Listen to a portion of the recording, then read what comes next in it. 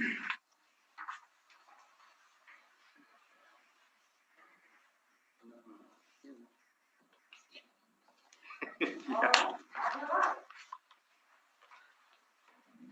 Okay.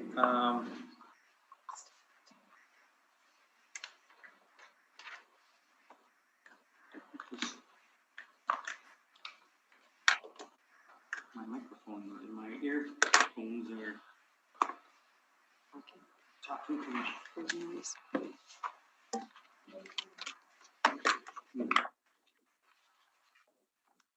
Okay. As directed by Manitoba Health. There, it must be plugged in somewhere. Probably just the mirror. Give them the directions.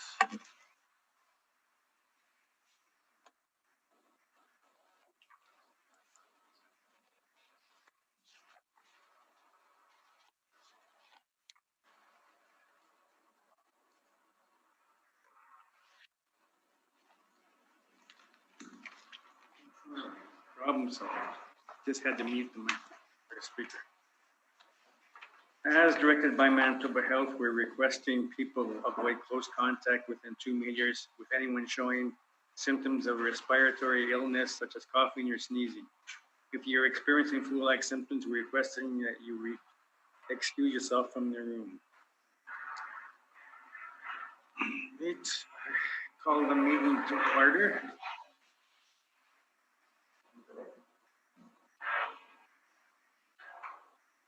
I'd like to begin by acknowledging that we are in Treaty 1 territory in the traditional homeland of the Métis Nation. My name is Neil Harden. I'm chairing today's panel. With me are Lynn Nisbet to my left and Richard Whitbread to my far left. And the assessor today is Stephen Lobenstein, and the recording secretary is Michelle Neefen. We will be hearing applications for revision of assessment roll in accordance with the Municipal Assessment Act. The matters for which revision is requested have been described in each application and will limit discussion to those matters. The statements that the applicants or the assessor make at this hearing are sworn testimony, and anyone speaking to the matters must be sworn in.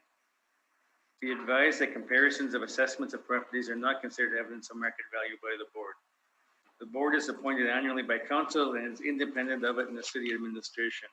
It makes its decisions on the basis of the evidence provided at this hearing and issues a written order that will be mailed to all parties as soon as possible. Please note that the board's decisions with respect to an application may be appealed to the Manitoba Municipal Board if the matter pertains to assessed value or classification, or the Court of Queen's Bench if the matter pertains to the application of exemptions from taxation. Should you wish to appeal, information on how to do so will be included in the board's order. With respect to the hearing process, I will confirm the matters to be addressed with each applicant following the swearing in. We will then have the assessor's testimony, followed by questions the applicant may have, and then the applicant's testimony followed by questions. Each side will have an opportunity to summarize if they so wish. Once all the evidence about an application has been brought forward, the applicant may leave. The process will repeat for each item on the docket today. The session will close after all the applications have been heard, and the board will deliberate in private and make decisions. We'll receive the order by registered mail as soon as possible. As information, all public hearings are live streamed, recorded, and will be part of the public record. So can you do the swearing in? Lisa, the assessor for the first property, and then we'll just defer it to the end.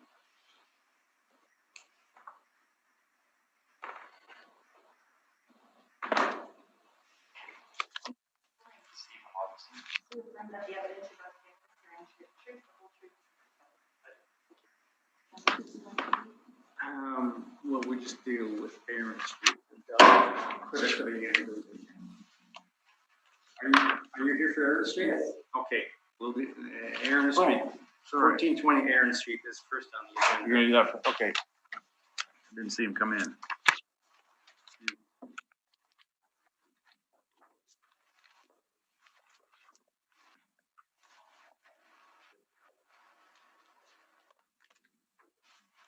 Thank you. Can I get you to stand for some more? Can you state the full name? You affirm that the evidence supposed to give us is the truth, the truth, and do you have anything to add? Okay, Mr. Lobenstein, you can proceed then on 1420 Aaron Street. 1420 Aaron Street. The assessed value is $362,000. The actual year in effect year built is 1971. The wall height is 15 feet and the zoning is N1 manufacturing height. We have a land area of 4,109 square feet. The plan, the gross leasable area are 3,000 square feet for a land plan of 1.3. So moving down to page 2 of my brief, you can see there was a sale in 2013 for $252,500 on July 23rd, 2013. Moving further down, we can see the rent comparables. They're in close proximity to the subject property. They're on Wall, Aaron, McDonald, Aaron, and a little further out is Scott. They have similar age to the subject properties. They range from 1955 to 1979. They have similar wall heights ranging from 13 feet up to 18 feet.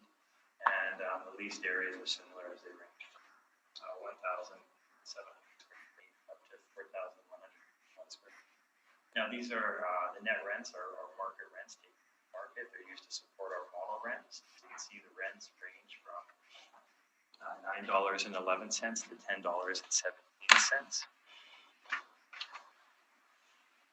So moving down to page 4, we can look at the income statement here. You can see that we're using a model rent, which is supported by our comparables above at $9.55 a square foot. We're using a vacancy in this area of 6%. We're using the 2% expenses. As we've gone over in the last cycle, the 2% expenses is new. We used to use 7%. Now we're using 2%. And for this particular property, we're applying a 7.10% cap rate for an estimated value of $360,000. It should be noted that this was heard in the 2020 cycle, and that was concluded. Moving on to page 6 of my brief, you can see the capitalization rate chart. Industrial's in the second column, and so the main ranges from 5.5 to 9.8, but the 20th and 80th percentile are 6.34 to 7.81. So this property fits within those percentiles. Just take a quick look at the couple of pictures of the property. So if you turn to my page 14, although it is my labeling, I'm sorry, is not here. It says. If you look on your screen, page 14 at the top, that would be where you want to be.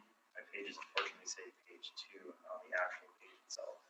Anyways, on page 14, there is the map of the subject property. You can see where it is located on Aaron Street.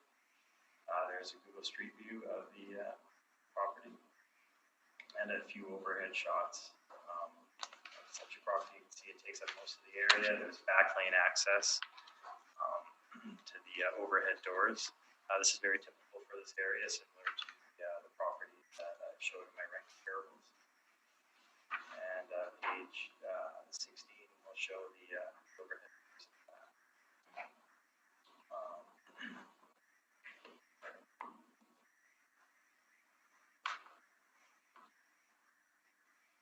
So the mailer is on page 8. You can see that they have complied. There is a small rent in there for a church tenant, and the rest of it would be owner occupied. So we feel the value of $362,000 is fair and equitable and should be confirmed. Thank you. All right. Do you have any questions for the assessor? Well, no, but we can discuss. Okay, well, we will get to your presentation. Any questions for the assessor? I don't think so, thank you. Richard, any questions? Nothing, thanks. Okay, I have no questions, so you can proceed. Yeah, like I said, I'm owner occupied, that I use it as a storage facility, that I'm not there as much as I should be. The rents, like the valuation is extremely high, in my opinion. I purchased the property for $253 purchased it from somebody else that just recently with my lawyer, when we did a transfer, I got it for 265. I don't have the documentation with me, but currently in our street and even this current rent, I'm giving my current tenant a huge break due to COVID-19 that they cannot get together.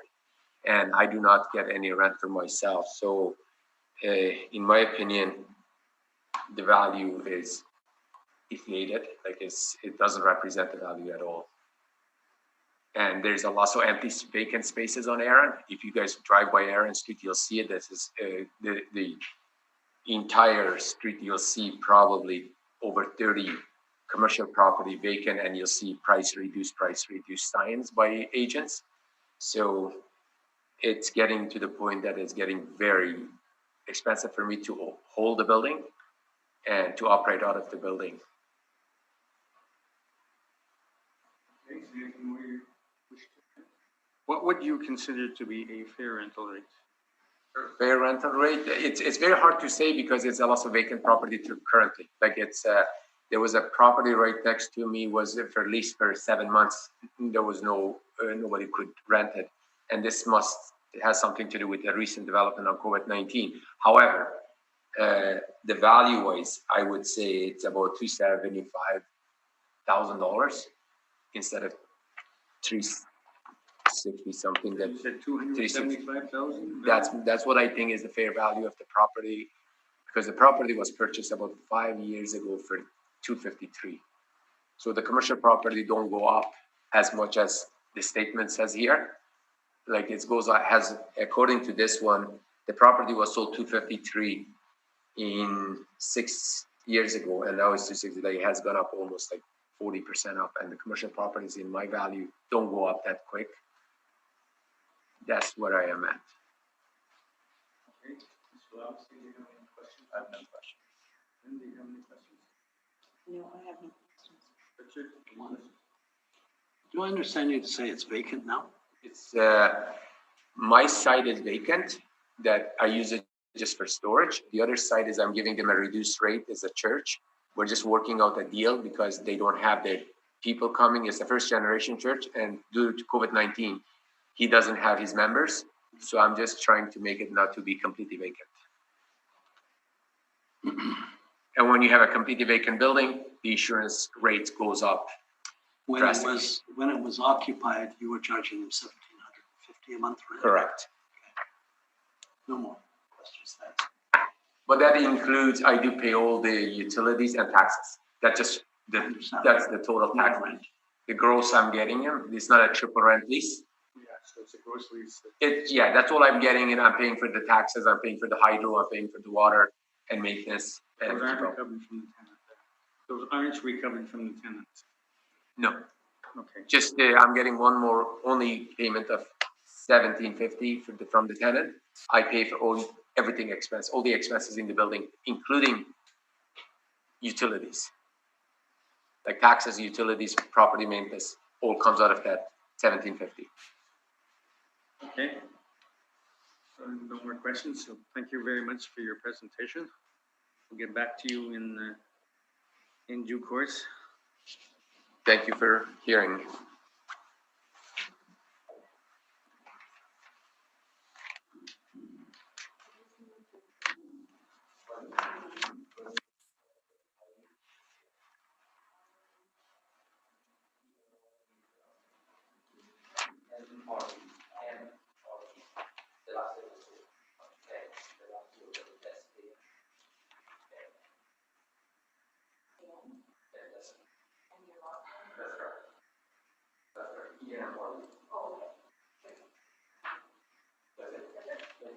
Thank you. Thank you. Thank you.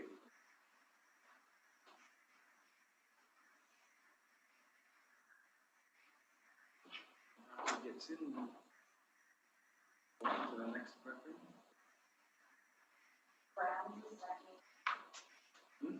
Brown, is that me? Photos? As rebuttal for next property? So, I'm not. Just taking them right now. Okay.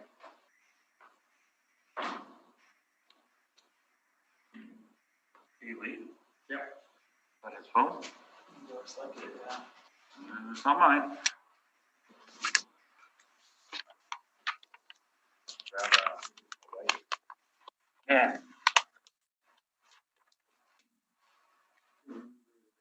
Was it still out there? He went down the stairs.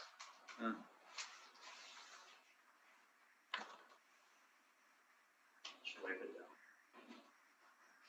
This is? But you should, yeah. Lights I on. recommend it. I can do that. Yeah. Okay. Everybody's in power except me. Just trying to keep you safe, Rocky. Why? Why not? That's not departmental policy.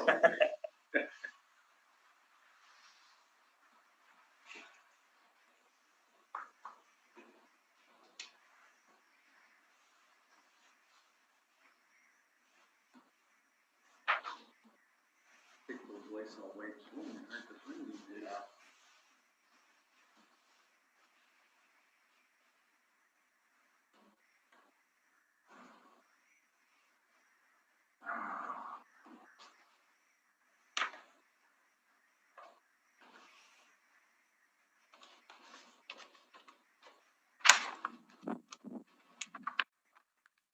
Okay, next property is 1591 Google.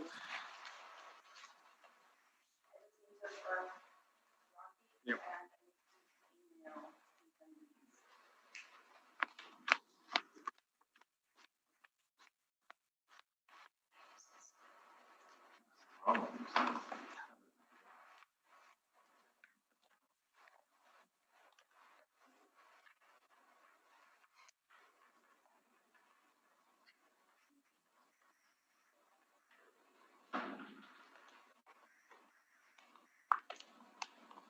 See, these should invest some more than these $10 calculators. Mine's dead.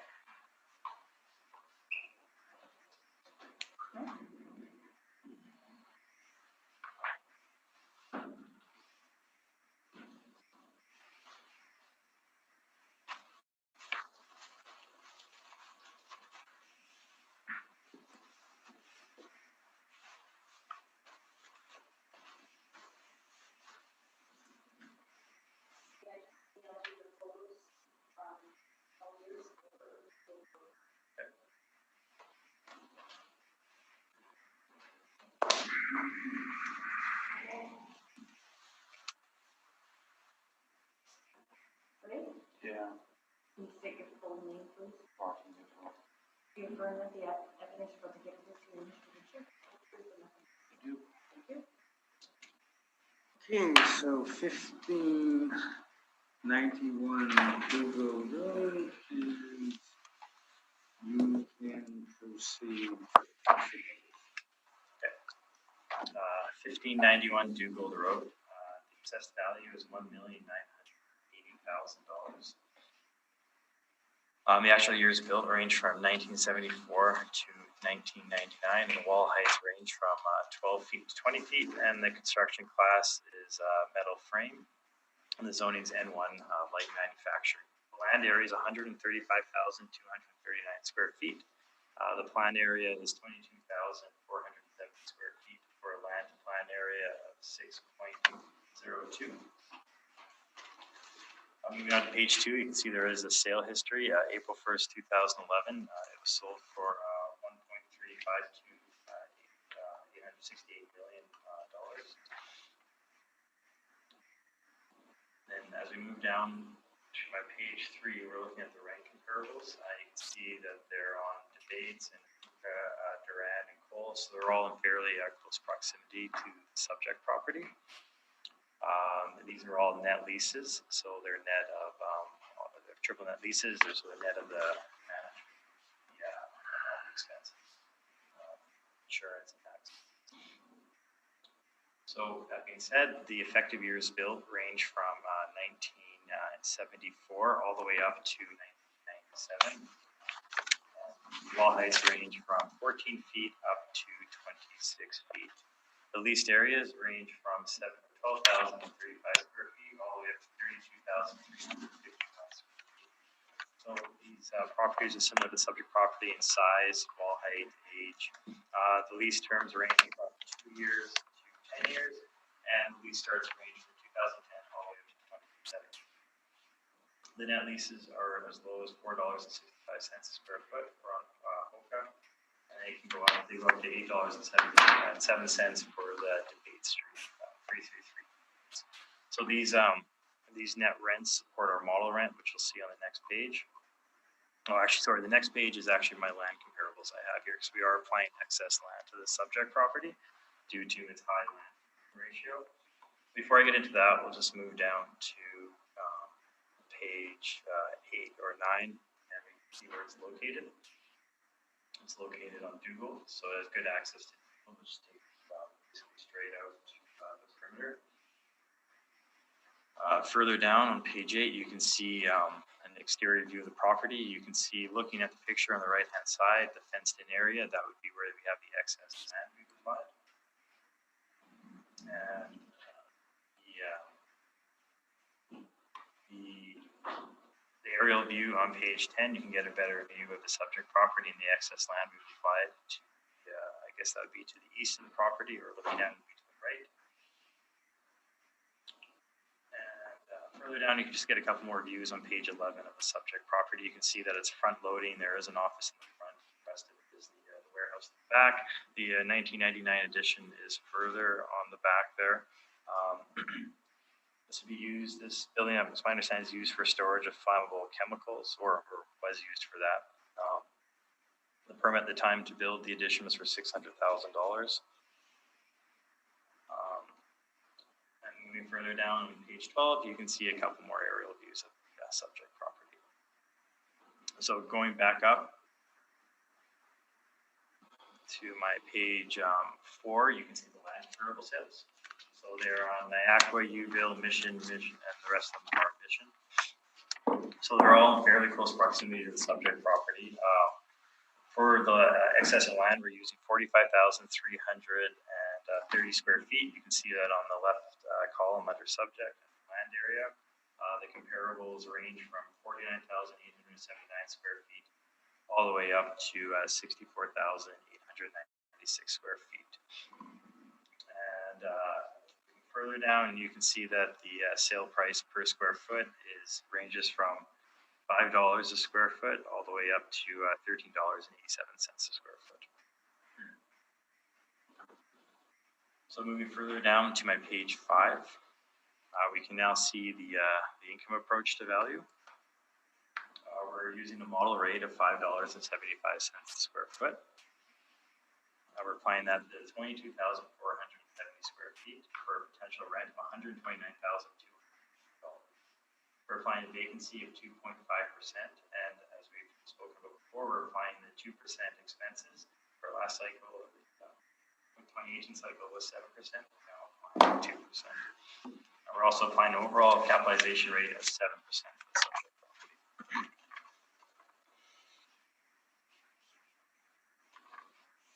So on my page 7, you can see our capitalization rate chart. This will be the second column down under industrial, and you can see that it falls between the 20th and the 80th percentile, which is between 6.34 and 7.8 at 7% capitalization rate.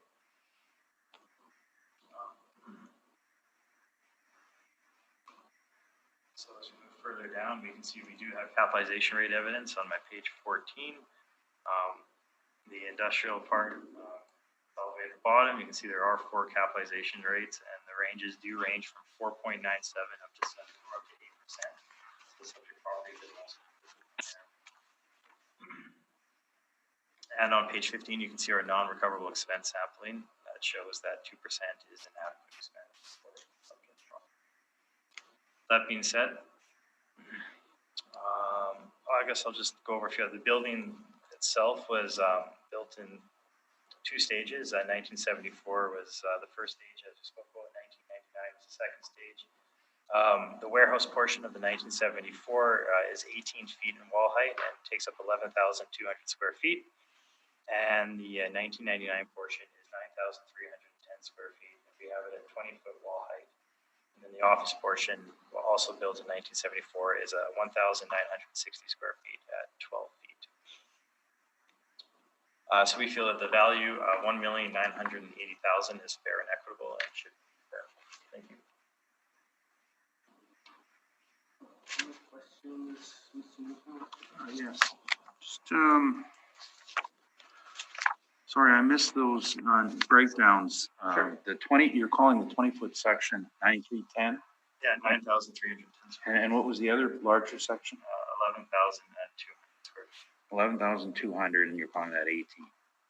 Pardon me? You're calling that 18 feet. Yes, we have 18 feet for that. These property, the industrial section, it's a pitched roof, right? I believe it is. There are some pictures that you were emailed as well for rebuttal.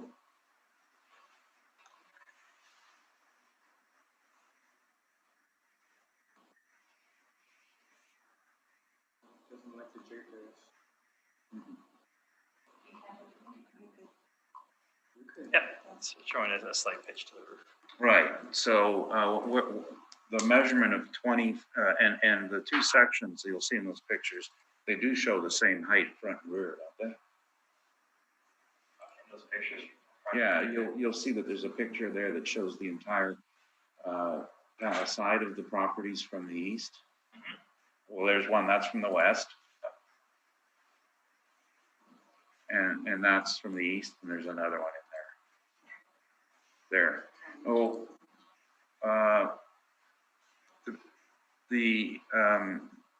but you have two different heights on this. Why would that be when they, and I think your own pictures clearly show that it's the same height, front and rear as well.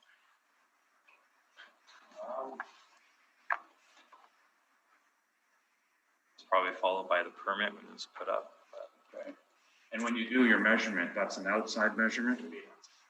So the inside measurement on the side of the building, you speculate how high that might be? Well, if it would be an outside measurement, then it would be 18 feet. 18 on the outside, and on the inside? Well, it's a pitch roof, it would be higher than. Well, there's the width of the trusses and everything else, right? So the If you're- inside clear space is lower than that? With the trusses there, yeah, the inside space is a little bit lower. Right. So it's fair to say that with the pitch and the inside trusses, we're probably looking anywhere around 15 to a 15, 18 pitch. I'm not gonna speculate that. Okay. There's Have you ever heard those phrases before? Like a 16, 20, a 15, 18 pitches, roof pitching? no. Okay. And while you're looking at those pictures, can you identify what the device is on the outside of the rear section? The outside the rear section, yeah, that looks like a very large HVAC unit. Gas-fired hob, a forced air gas unit. Yeah. Right? So it's not typical in That is definitely not. usually you would see some form of a suspended space heater or floor heat, right? Yeah. And now, do you know the reason people use these forced air units? The reason why, Yeah, it's but rather than the suspended system. compared to these ones, I don't know why they would choose to use this one. Okay. Well, no, you did bring up the subject that it was used for the storage of Yes. chemicals, It's used for storing flammable chemicals. So you're aware that when that happens is that they can't get building code for the hung space heaters because they actually have a burner inside the unit and they have to blow in hot air instead of doing it in the unit. So it is. Yes, it's because they don't want to have a burner, an open burner That makes in the space. Yeah. And they're more costly. So when you bring up the cost of a permit, that might factor into it, wouldn't it? Yeah, that would definitely factor into the cost of the addition, for sure. And what's the little shack on the yard? Do you know? It just looks like a small storage shack. I do not know as we were unable to inspect the property. Okay.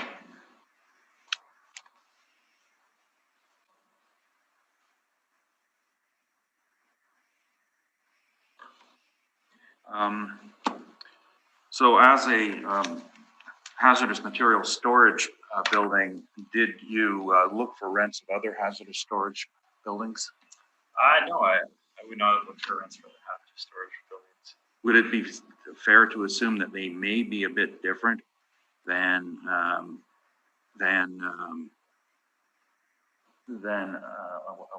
warehouse or a flex office? Aside from just the unit on the outside, would they be different? Well, no, it's the use of the building. Would the rents be different? I don't necessarily think so. No, I think industrial usage in general is dirty. They use many different chemicals and processes, manufacturing all different types of materials. So I don't think it's uncommon to see this type of building house flammable materials. So none of your comps are hazmat storage? Not to my knowledge. No, you were talking about the land. Is there any, do you think that there's any coincidence that there's a large land area surrounding a hazardous material storage building? No, I actually. You don't realize that they're required to do that in most cases? I have never seen any information saying. Oh, okay. Well, you and I were just talking about Lawson, off the record, of course, owned by the same owner, Univar, who have established separation from other units by use of berms and distances. So I'm just wondering if you haven't seen. I mean, in terms of the land to building ratio, it's not uncommon to see industrial properties with 6 points. Did you check if there was an environmental registration on the property? Okay, well, I just emailed to Michelle and she'll distribute it to the board. With an environmental registration, is it something that would support an aggressive cap rate? Or would people, in your mind, do you think it'd be a detriment or, sorry, is there an impact in your mind? If it's on the contaminated site list, which I think your property is on, but if it's on the impacted site list, which is kind of a different property, industrial uses. No, I don't believe it would have much of a stigma on it. Have you ever done an appraisal of a property on the any of the site lists? I can't say if it would. And you've never seen the process that people have to go through when you're on the list? Do you? No. Okay. Now, in order to bring supposedly excess land to market to achieve these rates, isn't there a process that you'd have to go through? To achieve those rates, you would have to subdivide the land in order to sell it, to achieve a market value, wouldn't you? And you didn't factor in subdivision costs, impact fees, which are now illegal but are still out there. I was just a joke. Impact fees. We're in City Hall. I just thought it was funny. But development fees. Do you have any idea how much development fees are in the city of Winnipeg? They're about $140,000 an acre that you pay to the city for industrial land. That's the going rate. I'm just wondering if you're aware of that. No. Your comparables that you mentioned for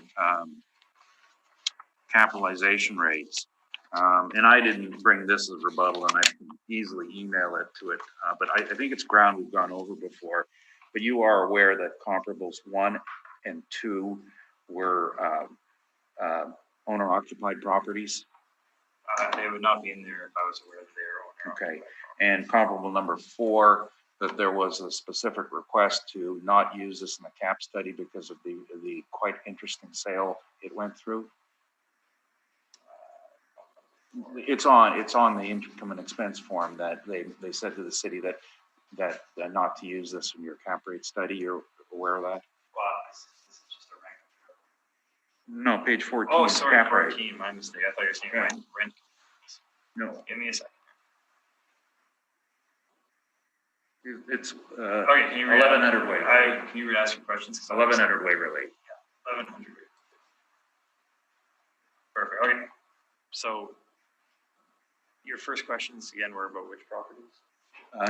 90 Park Lane and 225 Watt. The evidence presented to this board at previous hearings showed them both to be owner occupied at time of sale. I don't recall ever seen evidence here for Watt saying that it was owner occupied. In terms of the park lanes. Sorry, I retract that. You're right. 90 Park Lane was evidence was presented, it was owner occupied, correct? What I know about Park Lane is that it was rented out for months before the sale.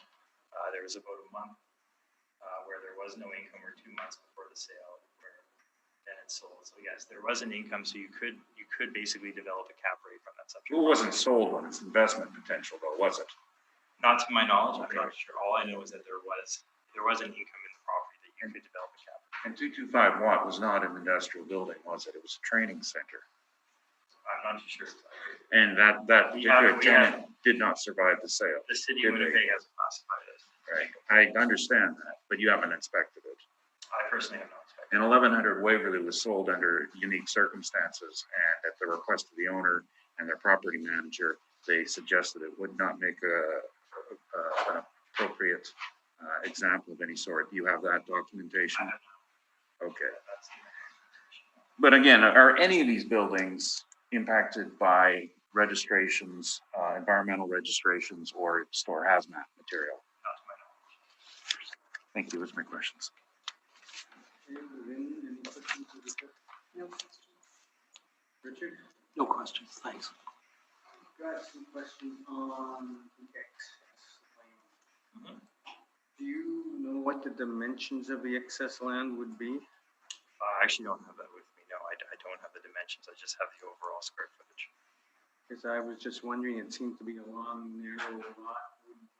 After the 4-to-1 land, would that give you any developable width on the property? After the 4-to-1, well, we technically will start looking at it at 3-to-1. 4-to-1, yeah, I believe you still have potential if you look. At my,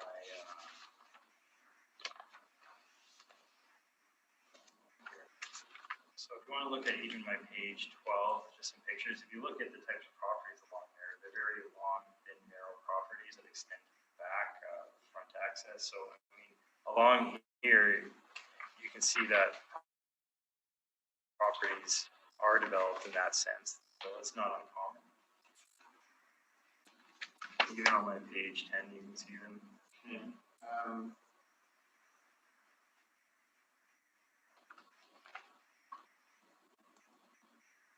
All right, looking at that little shed that seems to be there, do you know what that is used for? No, Mr. Newfield asked me that question. I don't know what's used for, as I was not able. Okay. Do you know if that was included in the square footage of the? I don't believe it was included in square footage. That would just be considered an outbuilding, and it wasn't added to the industry. Okay. Now again, on the excess property, do you just say we'll take 4-to-1 and then, I'm actually not sure how the assessor came up with the excess land on this property, the exact dimensions of it. But yeah, at 4-to-1 we would start looking at it. Or 3-to-1 we start looking at it. 4-to-1. okay, but if property was 4.5-to-1, would you buy excess property for that 0.5 that's over? Yeah, we very well could. We have to look at it in a few different ways. It has to be accessible. It has to be marketable. Has to have its highest and best use. So in this particular situation, this would be very accessible to the main road that you do go. There's nothing impeding the property in terms of another building in front of it. So it is something that we would consider. Thank you for that. You can proceed, Mr. Newfield. I had a follow-up question from the assessor's comment. Okay. You said it should be accessible. Did you check with property and planning, private approach to see if a permit would be granted for a private approach? I did not. So you don't know that it's accessible? I know from looking at the pictures that there's nothing, basically there's no buildings blocking the way. There's no. Well, I understand, but we're talking about legal permissibility. Sure, and I have not looked at that. Have you ever dealt with private approaches? No. Okay, thank you. Okay, you can proceed. Well, day after tomorrow, you're going to hear a very interesting case about private approaches. If you happen to be around on that subject about dealing with PP&D on getting private approaches. Lucky you. I've had a fair amount. Now, the property, one thing we do try to do is to maintain some discretion about our clients' use of properties. And so now the assessor has made the statement of the hazmat storage. So he disclosed it. And that's what happens when you appeal. You have to talk about it. So now it's been brought up. So the building was designed for plastics manufacturing and plastic storage. The furnace on the side is required because you can't have any flammable source inside the building. So you'll see this quite often in highly flammable environments. And sometimes you'll see it with where there's a lot of wood dust, chemicals, and they have to blow in forced air heat instead of having the normal roof hanging space heaters, because you can't have flame of any sort in there. The little building in the middle is not in use, but it was reserved for more volatile compounds. And the reasoning for the big yard was to provide a separation for that particular usage. So this is a very conscientious user. I've appraised many buildings like this, many hazmat buildings,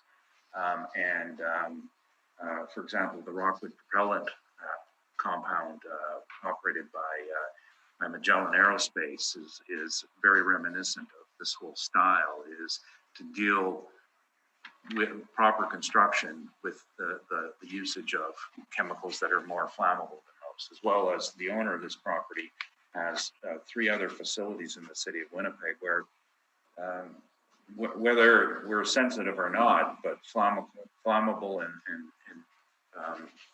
environmentally impacting compounds do exist and are used in industry. So this is their business. Their other properties are separated where the risks are higher and have fire roads and berms and for separation. So what this is all leading to is that these aren't investment buildings. These are user buildings, and they don't do well on the market.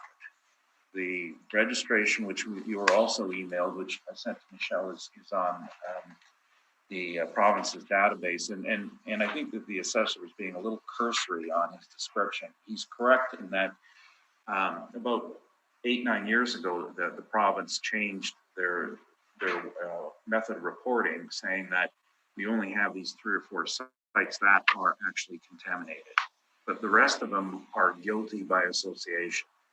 Because if you go to the marketplace and you attempt to get a loan on them, the bank manager says, I'm not interested. And you have to go to secondary sources of funding to get this done. And even if you clean it up, most of the money is hard to find in this. The competitive bank financing isn't out there.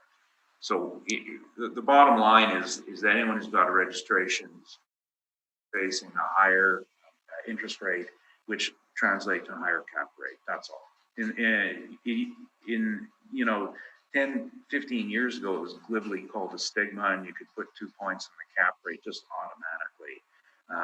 Today, we have different rules on it. Now, you're only getting very short verbal on this instead of the lessons that I had to go through, but we have several stages in an environmentally impacted site, the 3 stages.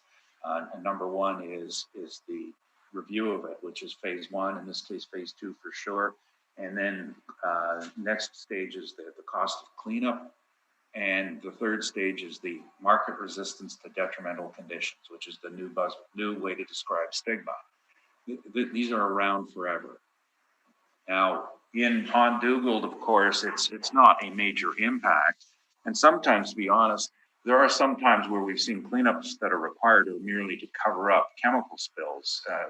Particularly, there was one I remember in church, cadmium spill, just cover it up. Petrochemicals, oftentimes in an old gas station, they just pave over the top of it. But the problem is it's the unknown.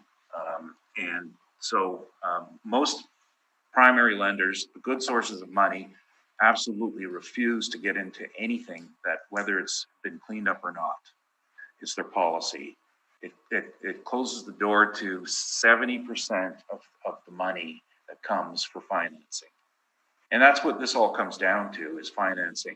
When you're talking about a cap rate, we're not talking about some mysterious thing that you can just assign to someone. It really means is, how competitive can you get money to borrow on your property? How much equity do you need?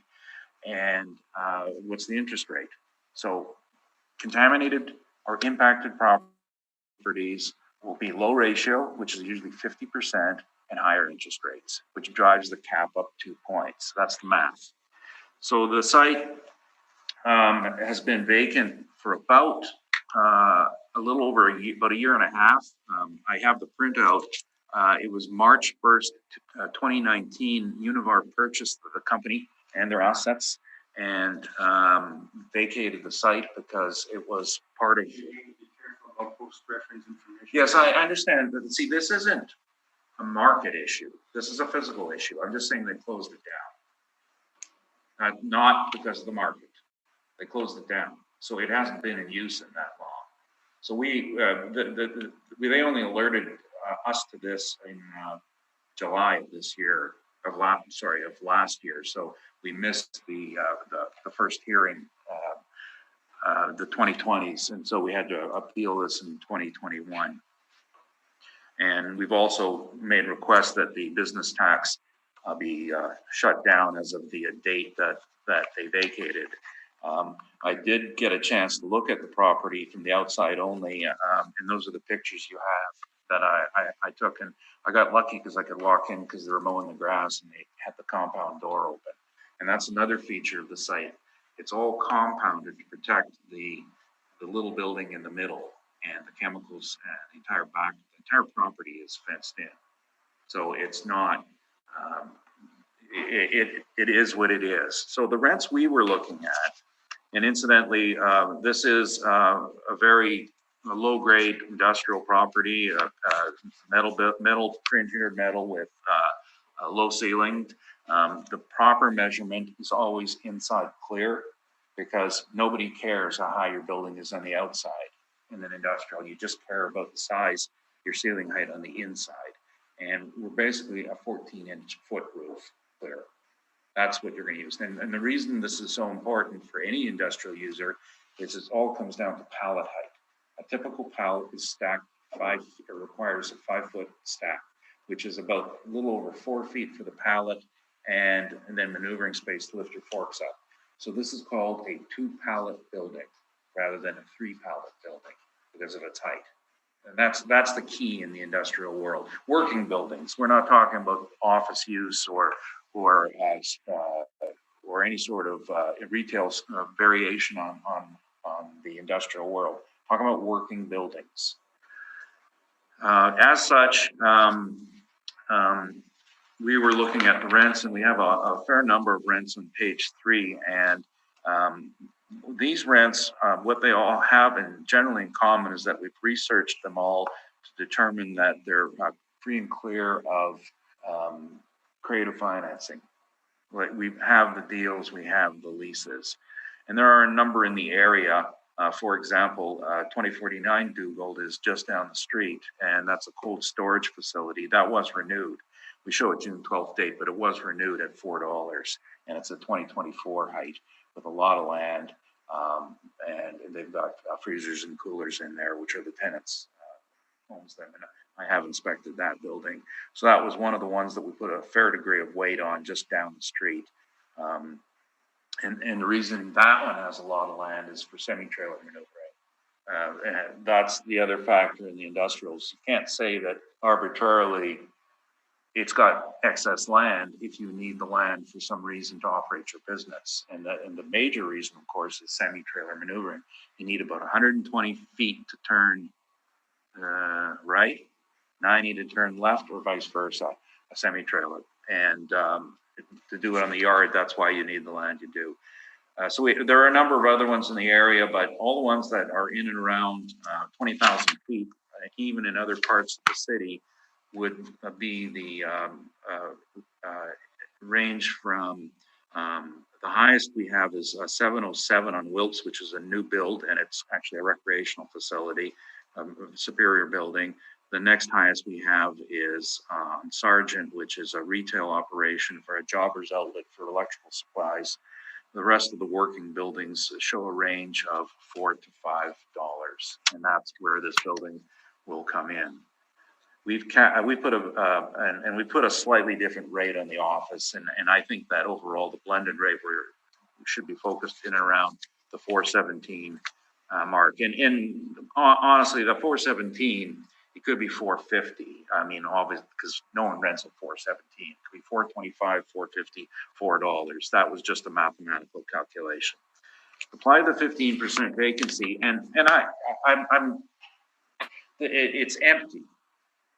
And it's a single user property owned by a astute operator who acquired the business, looked at the building, and said, "This is no good for us." And the reasons it's no good is it's too small. Their other buildings are 160,000 feet, 90,000 feet, and I think somewhere around 40,000 feet. Their other buildings all have rail access to bring in the big rail cars full of chemicals, and they put them in little jars to sell to farmers. That's their business in a nutshell. So transportation routes and size make this obsolete for their use. The previous use makes it difficult to bring to market. So I have no idea what they're going to do with it. We've applied a 15% vacancy for that particular reason, is that it was always going to have a problem, regardless of when they closed it. The shortfall calculation is based on the actual tax load, which is why it's higher than what the assessor has. Obviously, if you're assessed at $2 million, your taxes are approximately $50,000 or $2.25 a square foot, where most people in the industrial world are paying around $1 to $1.20 a foot. So if you have an assessment that's incorrect, your shortfall is going to be higher, and that's just an actual. We are applying non-recoverables at 5% because that's the standard methodology that's required. You've heard the arguments already. The assessment department on their own decided they didn't exist anymore. The rest of the world still knows they exist, and the rest of the world still apply them. Every single appraisal I do outside of this work, everywhere else, we are required to put non-recoverables in. So, and you know why we didn't put excess land, because it's required. Now, on the cap rate side, we are very much higher than a typical industrial building, and the reasoning is the issues that you've heard. This is a difficult building to sell. If you can go to the market and get a 70% ratio loan at 4.5% to 5%, you're going to cap at around 7%, because you're going to have a 3-point spread roughly for the equity portion of it. That's the mortgage equity method. If you go to the market and you have to get a lower ratio loan and a higher interest rate, your cost of borrowing is up. Your equity has to work harder, and your equity has a poorer return. You're typically focusing on, you can get a 4 to 5% loan, and then you can target an 8 to 12% equity return. In order to achieve the same equity return on a lower ratio loan at a higher interest rate, your cap rate's got to go up, which means you've got to get your money back sooner out of the building, and that's the value we have. That's my wonderful narrative of it. The zoning, bulk zoning is on page 6. And in terms of the dimensional standards and the uses are in here. And of particular interest is that the subject is zoned M1, and on page 13 are most of the industrial uses, the bottom of page 13. And you'll note that light manufacturing is permitted, but heavy manufacturing is not. So it's a question of what their usage would be deemed to be. It won't go back as chemical storage because it's been a year vacant. So it's lost its use, which is the other reason we looked at a higher vacancy rate. This is a physical factor. You go empty for a year, you don't grandfather your old usage, which would be an M3 usage. Thank you, that's my presentation. Any questions? Just a few things I just want confirmation on. Just an easy one. You have it on your slide there. You're saying it's unheated.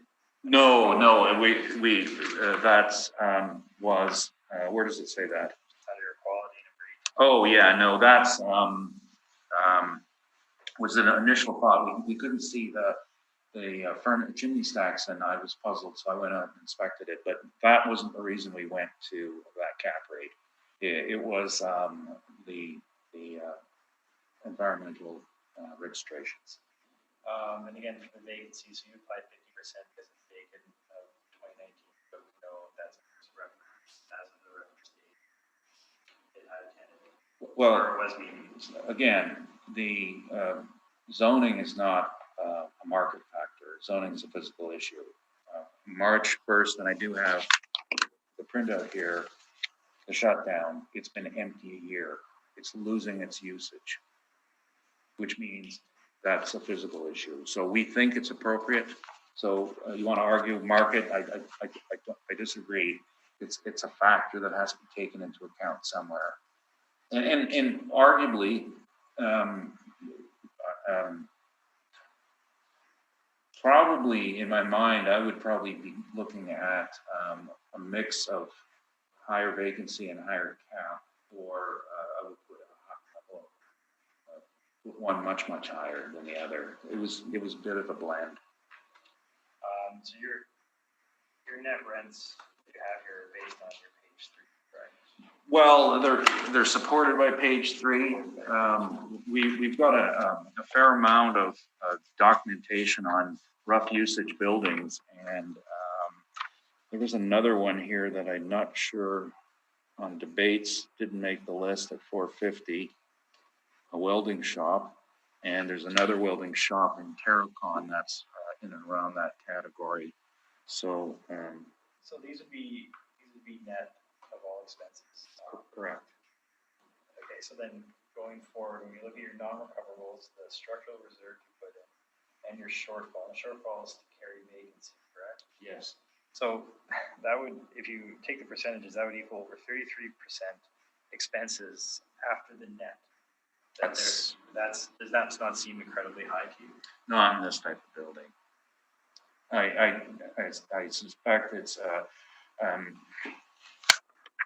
when I look at this building, I think that its future is probably going to be demolition and cleanup and reconstruction and value to the land and the less cost of cleanup. That would be my opinion. It's not on the paper, but I think that's where it's headed. Just my last question. You stated that they're using that land as a buffer because of the chemicals that were stored. Oh, I assuming that I couldn't get in to look at it. No, actually, I didn't want to go in and look at it. Because on the other side of the land, there is no buffer. They're actually pretty up close together. They're very close together. Well, yeah, but the other side is the shipping side. You have the short storage side and the shipping side, and well, runs when you straight along that property line. the type, not all chemicals that plastic companies handle are difficult.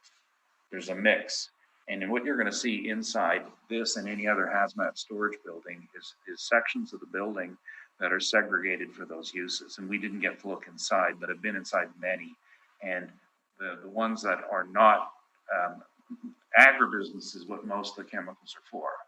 So you can have a good example would be herbicides and pesticides get put into one particular area, whereas fertilizers and nutrients are put in another side of the area, except for some of the nutrients that have the fertilizer that blows up get put into the riskier side, right? So there's one where I looked at that had an additive for animals for their feed, which was a calcium based. completely stable, right? And so they would be stored in different parts of the building. And this is the business they're in. Those are all my questions. Okay, any questions? You mentioned that having excess land around this type of facility is a requirement by who? By, I'm just trying to remember who licenses hazmat buildings, partially federal handling, and then provincial. And there are guidelines for the use, but, and of course, private would be the liability factor of it, not wanting to put anything near another building. So, Do you know what the requirement specifies? How much square footage or width or? generally, they're the way they're built, I'm just going back in memory, is a blast radius that's designed. And then the idea is firstly to direct the blast in a certain direction, and secondly to look at how far it can go. So it would pertain to what they're storing. So it's very specific to type of. Correct. Type of product. Correct. Actually goes down to that. Yes. And you said it might be federal? Well, it depends if you're storing something that's been granted under federal license. Certain explosives are all federal, and so the handling of them would come under that. And then the province does the bulk of it in Manitoba Conservation. So I honestly, I don't know what they stored there, but I've seen the buildings before in other sites I've been in. Okay, I have a question about your contaminated information here. This is list of all sites on file, Yes. just on file, with the contaminated impacted sites program. What specifically is that program? It was, it's a database program, and it's, as I mentioned, they changed it about, I think, 8, 9, 12 years ago, from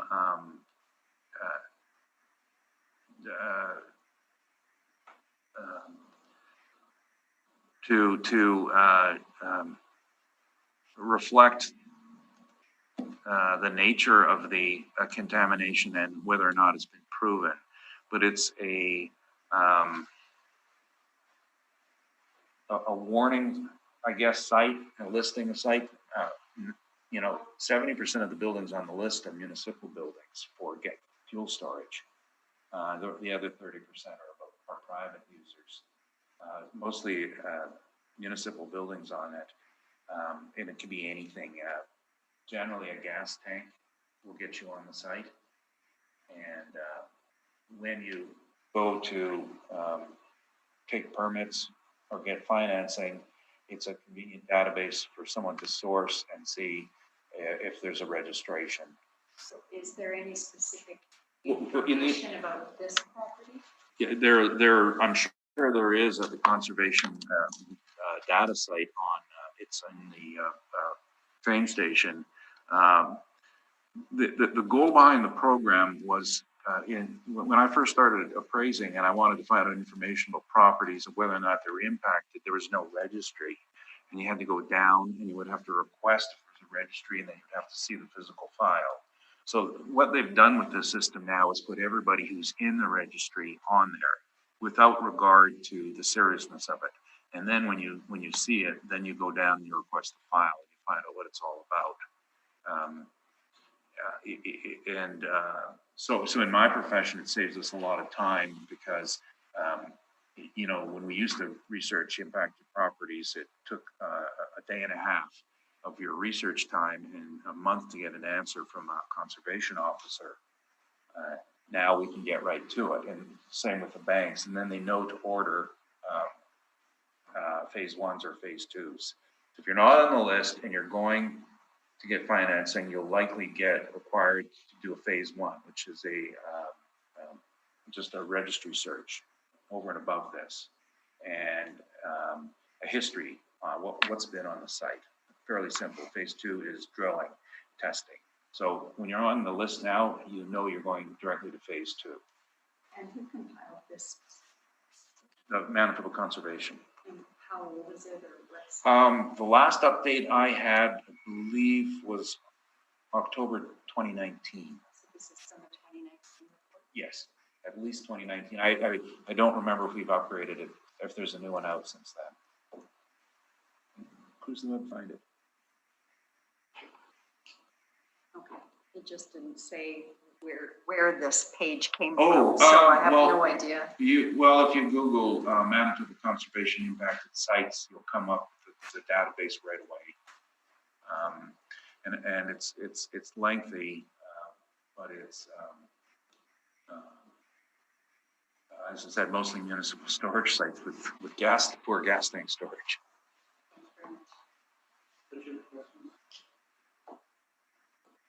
My dad's site isn't on the list, and I know because I contaminated it myself on a fuel spill one time 40 years ago. Not Mr. Dufeld, can I redirect? Sure. Were you aware of the vacancy on this building? Yeah, When the Mr. assessment was Mr. done? Neufeld did provide that information for us after the exchange of materials, I believe. But still, the vacancy of this building was after the reference period of April 1st, 2018, was until 2019. So it would not be. Were you aware of the environmental rating? Again, as I spoke about before, I was unaware this was on the impacted site list, but I don't believe that has much of a stigma for properties as that email he sent us just showed a small portion of the properties that are actually on the list. Does that show Which properties? is the actual small building? Or is that? This is the whole site. The whole site would be on the list, not just the small building. So if I can now go back to this. That small building, I think I heard you say it's used for especially volatile. Well, it's my assumption from looking at it, because I wasn't getting anywhere close to it, that it was a volatile storage because of the way it was cited, and it looked like other ones I've seen. So you don't know that? I don't know for sure. And again, you don't like talking about other people's business without confirmation, but it's, there's lines running to it from the main building. So it is intended to be part of the building structure. Sure. But it And could be a lunchroom or a storage room, No. for all you know, really. I'm fairly comfortable that it's particularly hazardous material storage. And it would likely be some sort of a device that's, a chemical compound that's a trigger to certain processes. Yeah. The dimensions you don't know, No. that's what I thought you said, yeah. Okay, thanks. Okay, I'm just gonna focus. Catalyst. I'm gonna focus on the vacancy there. Broadway Square was quite clear that you can't consider a building post-reference is going to be fully leased. So why, on the other hand, should we consider post-reference that building is fully vacant? Well, because the Broadway Square and decisions on vacancy focused on market-driven vacancies. And if a tenant leaves and you have a vacancy, that's a market decision. What we're talking about here is a loss of use caused vacancy and a zoning issue. So it's not market. I think it's fairly clear that not just that decision, but the Municipal Assessment Act says that reference material is for market-driven reasons. Other issues have to do with physical factors. So what's the difference between losing your zoning and capability of use versus having the building partially demolished and unable to use it? It's a physical factor in my mind.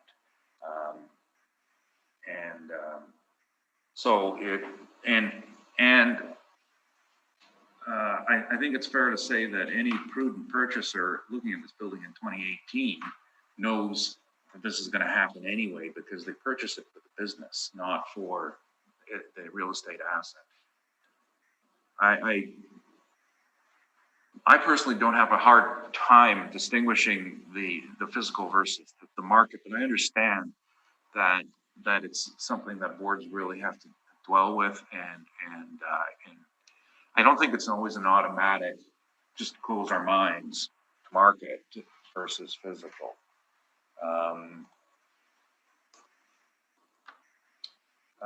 I think we're dealing with, let's call it a physical obsolescence, economic obsolescence, that was in existence from over the last 10, 15 years, that was only manifested after the purchase. Okay, now you're basing your rental rates on page 3, is it? Well,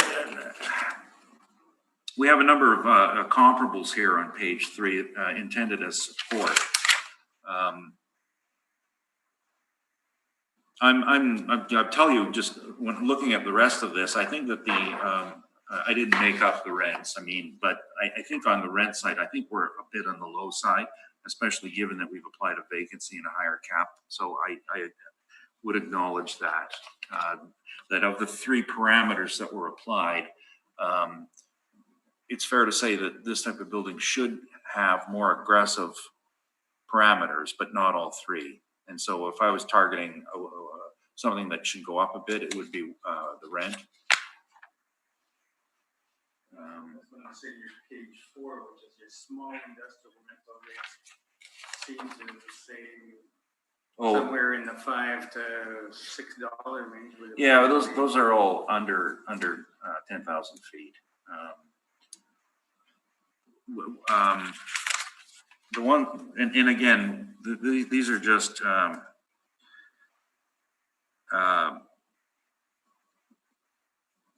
our reasons for presenting these are to provide clean rents mostly, and I'm just trying to see what we're looking at in the area. Hoka, $442 a square foot. That's a better building. That's a warehouse building. 60 Hoka, that's 2/3 of the way down in the area. And I mentioned 2049 Dugald at $4 a foot. And 630 Kernahan, which is a parted out building, $355. That's actually a gross lease, but we calculated it to $355, and that's a larger site. Those are in the neighborhood. Washington, in the middle of the page, is at $210. Now that is an old lease, and that has been redone, and it's now, I believe, $450. There was a bit of capital improvement in there, so the $210 shouldn't be there. That's a $450 rent. So when I look at this, I would suspect we should have a slightly higher rent than the $417 overall, probably $5 overall. That's just my opinion. Okay, I have no more questions. So summation, either party? I have no submission. Mr. Newfield? Well, just this is a problem we've been running into the industrial for about 6 years now, in that with the assessment department, because they think that there's one type of industrial building and one size fits all, and there aren't. At the high end of there's the Flux Warehouse, which is basically an office building. It can be used for that. And at the far end of the scale, we have hazmat storage, foundries, dirty welding shops, working buildings, and they can't be treated with the same parameters. I really think the assessment department needs about 4 different levels of building types, and based on what they are. But of course, that then requires a fair amount more work rather than just applying a parameter. And that's why we're here today. Thank you. We will take now a 10-minute break till 10:25, and then come back and do our last 4 properties in an expeditious manner.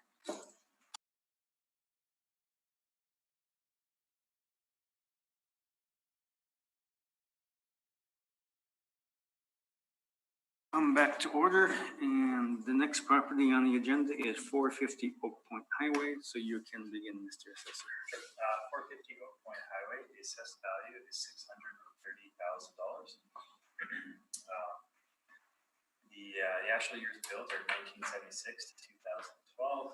The wall height is 10 feet. Number of stories is 2, and it's It's M1 manufacturing, and we have a light commercial as well on it. And the construction class is a masonry bearing wall. So the land area is 104,408 square feet. The plan area is 1,386 square feet. And the gross floor and leasable area are 2,542 square feet for a very high land plan of 75.33. So the reason for this is that it's a two-story building. So that's why we have a discrepancy between the plan area and the leasable area and gross floor area. And the high land to building ratio is because we're just, I'll get you to go down to my page 10. You can see a photo of the property in 2009. There was a larger building there at the time, but there was a fire which destroyed the building. They demolished it and they just sort of left the office area, which is why it's only the 10-foot ceiling height. So if you go down to the next photo, you can see the larger part of the building is gone. And on the back of the building, there's a little lean-to there that they built in 2012. Page 11, you get a better view of it. So that would be the variance in the years there. So like I said, so there was a building that was demolished, and this is the reason why there's a very high land to building ratio for the subject property. They never rebuilt the building. So I'll just move on to my page 4, because we'll do the land comparables first. So we do have excess land on this property. My subject property is in the right, the far left column. It has a land area for excess land of 79,098 square feet. When we go down to the sworn value, that's actually the value of the value that we're placing on it, 488,000, with a price per square foot of $5.66. So then I have 5 comparables. They're on Hyde and Ainsbrook. So they're all in close proximity to the subject property on Oak Point Highway and in the North Inkster Industrial area. They're all vacant industrial lands. And if you go down to the sales detail, you can see they sold between 2012 up to November of 2016. And they range in sale prices from $4.63 a square foot up to $8.09. Finding similar size land comparables in the same area is not always easy, so there is quite a wide range. Comparable 5, which is 22,240 square feet. Comparable 4 is 91,725 square feet. Comparable 3 is 133,729 square feet. Comparable 2 is 194,570 square feet, and the largest one is comparable 1 is 229,744 square feet. So these comparables support our excess land rate that we've placed on the subject property. So going back up to my page 3 now, we're just going to look at some rent comparables in the area. These are all of similar size to the subject property for the leasable area. They range from 2,045 square feet all the way up to 2,974 square feet. And the net rents, which support our model rent, range from $4 a square foot all the way up to $5.75 a square foot. Wall heights will be a little higher because these are sort of more warehouse properties than office properties, but they do range from 14 feet all the way up to 24 feet.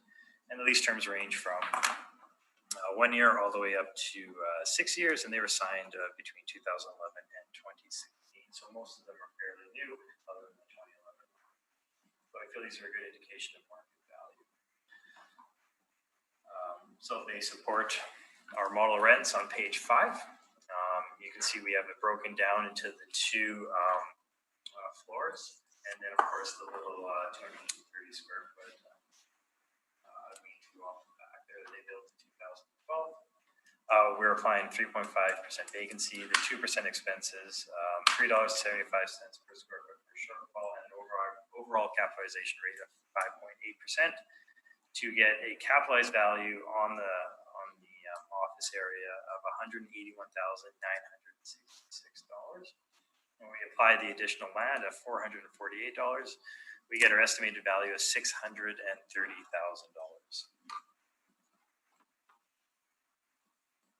So again, going to our capitalization rate table on page 7, you can see this falls in the lower,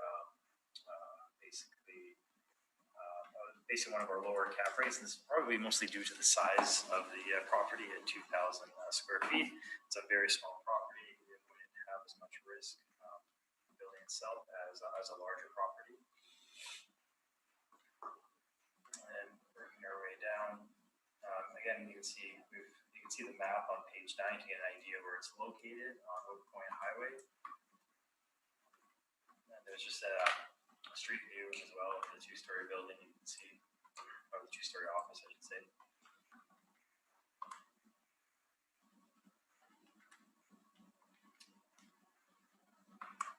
And as we went over already, we've gone over the expenses and the capitalization rate evidence that we have on page 13.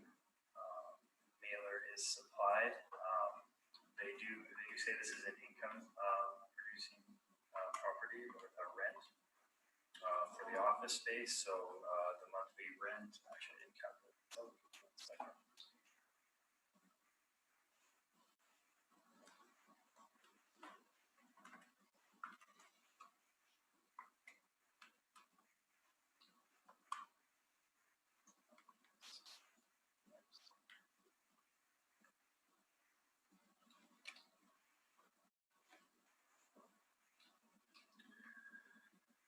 That's weird saying $52 a square foot, but something's incorrect here. Anyways, they are stating that they're making an income of $60,000 for this property for rental income, and then total expenses are $21,476.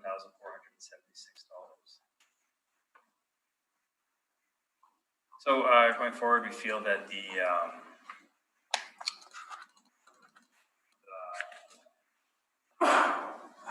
assessed value of $630,000 is fair and equitable and should be confirmed. Thank you. Any questions, Mr. Newfield?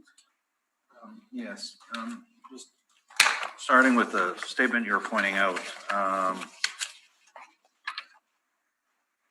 You said, what, $38,500 was their, what they've submitted as net income?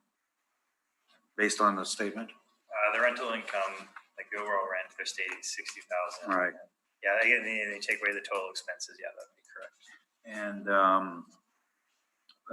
how many tenants are listed on the roster? We have 1 tenant. So fair to say that that tenant has the entire site, including the land in there? Yeah, I would say so. Yeah. On your income workup, the cap rate of 5.8%, is this considered an investment property? We don't really define them as investment property. To how maybe you might define them in folders, but Yeah. So I mean, really any property, I guess, in a sense, could be an investment property. Do you have any in your database that resemble this, like a high land area, small building? To be honest, I don't know. Okay. On your land sales, I'm just curious about something. Comparables 1 and 2 are a bit bigger than the subject, and 3 and 4 are a little fairly closer to the subject size. Why is the rate lower for the smaller ones, more close to the subject property, than the larger ones?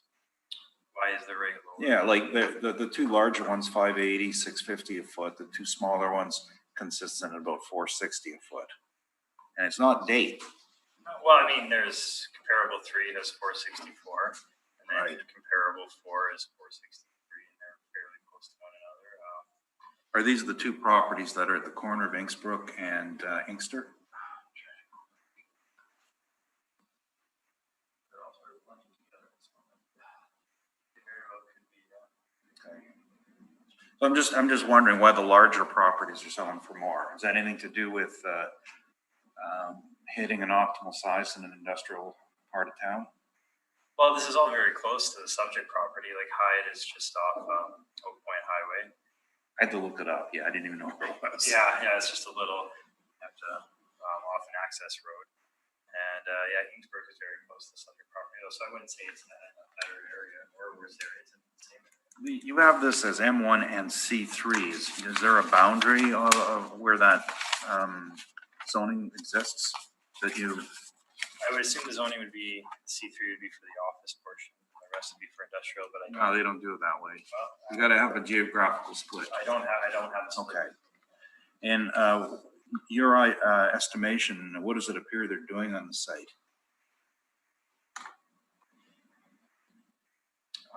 This is a used car lot, doesn't It it? looks like they're storing vehicles. Okay.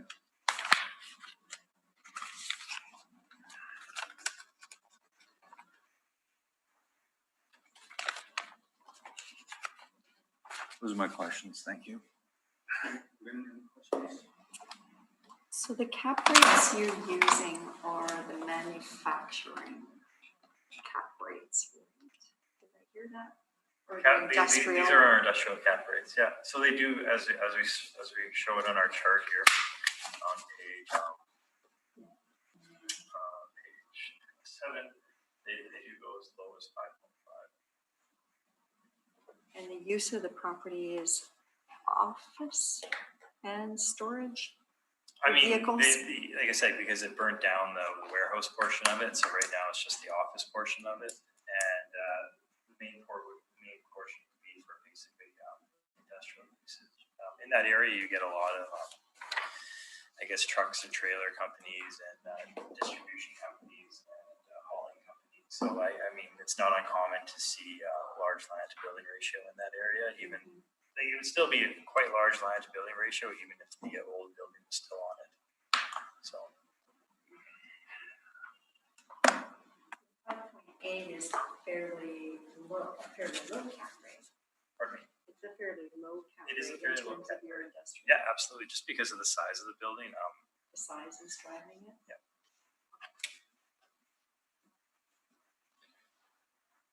Okay, thank you. Richard? No, nothing, thanks. Yeah, I was going to say, it's 5.8 seems to be quite an aggressive cap rate for, what's the age of the building again? Most of it is built in 1976. 76. Yeah. So you got a small, basically office building in the middle of the industrial area. Commercial industrial area, I guess. And then on the trucking, mostly a trucking industry or support of the trucking industry, one sort or another. Does seem like an aggressive cap rate. If you're just looking at the building as it is, we do see cap rates for smaller buildings like this that small produces and the market as well. Again, when we're speaking of risk, it's not high risk to purchase a building of this size as compared to one that's 30, 40, 50,000 square feet. So that's why you'll see those ones more in the 7 range, some more down the 5 range. Somebody buying the property would probably be more interested in the land than the building. Correct, I would agree. Okay.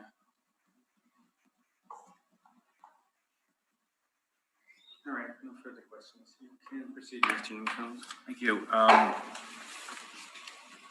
I'm apologize in advance again. I'm not preparing these briefs myself anymore. There's just time doesn't permit it, and we're fairly busy, so it's sort of an office preparation. And I do the presentation, and other people do other work. I wouldn't have prepared it in this manner.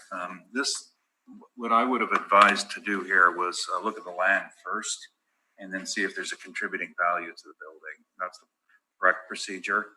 I think we're fairly close in terms of that land value. Now we have that set at age 5 at 186 an acre. I would suggest that it should be closer to 200 an acre. Variety of reasons. One, I'm knowledgeable about the assessor's sales number 3 and 4, and they were 200 an acre. With Centerport's development, there are several people, and this dates back to 2010 when it started, doing development just a few hundred feet away in the Arma Rosser. The rate there for service land is 200 an acre. that's what people are selling it for. So you're competing with Rosser. The rate's going to be 200 an acre. Again, that's supported by the high end of our range, two of the assessor's rates, plus the competition in Rosser. I would probably value this on the basis of 2.4 acres at 200,000 an acre for 480,000. And then is there a contributing factor on the building itself? And when you do that, you can't normally capitalize a building because you're taking the land away from it. You're pretty much assuming, can somebody find a use for this building to make it work on the site? In the trucking business, no, because the building's in the wrong location. It's in the middle of a lot. For a used car site, it's probably okay. I would just looking at this, we're probably looking at a rate of $20 to $30 a foot, depending as a contributing factor, just like and I have not brought you any market evidence of this because this method doesn't come from market evidence. It's just generally a cost approach. You would take depreciated cost factor on the building. So an old building, this cost maybe $100 a foot to build, and it's well aged and depreciated.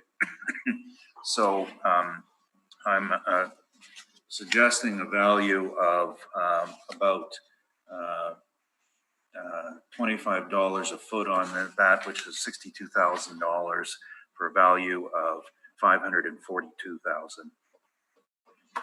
That would be my informal appraisal calculation on the property. Is land first, and then a contributing factor on the site improvement. And that is a methodology that's approved by the Appraisal Institute, unlike this adding excess land stuff, which I don't buy at all.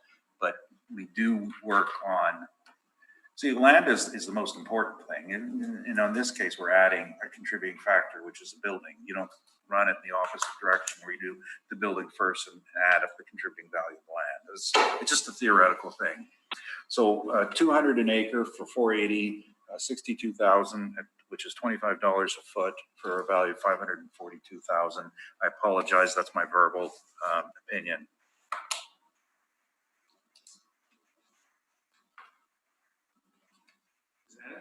That's it. Questions? Yeah, I don't have any questions on that. No questions. No questions. I should have discussed this with you beforehand, but Okay. We're moving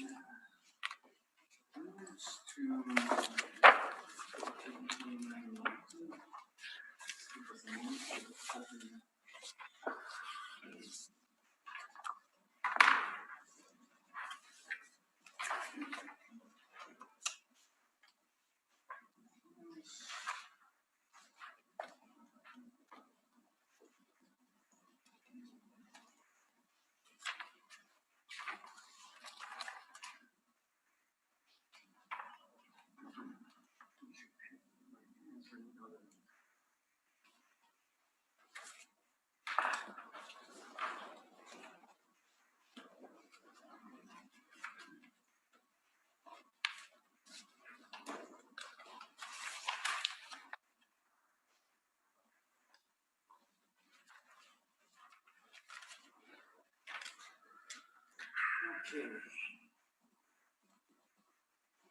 So 1429 Inkster, or Mountain rather, you can proceed. 1429 Mountain Avenue. The assessed value is $3,286,000. The actual year built and effective year built was the same in 1977, and we have a wall height of 26 feet. We have masonry bearing walls for construction class, and the zoning is M2. The land area is 99,135 square feet. And it has a plan area of 37,600 square feet, and a leasable area of 40,432 square feet, for the land plan of 2.64. So moving down to the next page, you can see there's numerous sales on the subject property. The most recent is November 7th, 2014 for $3.95 million.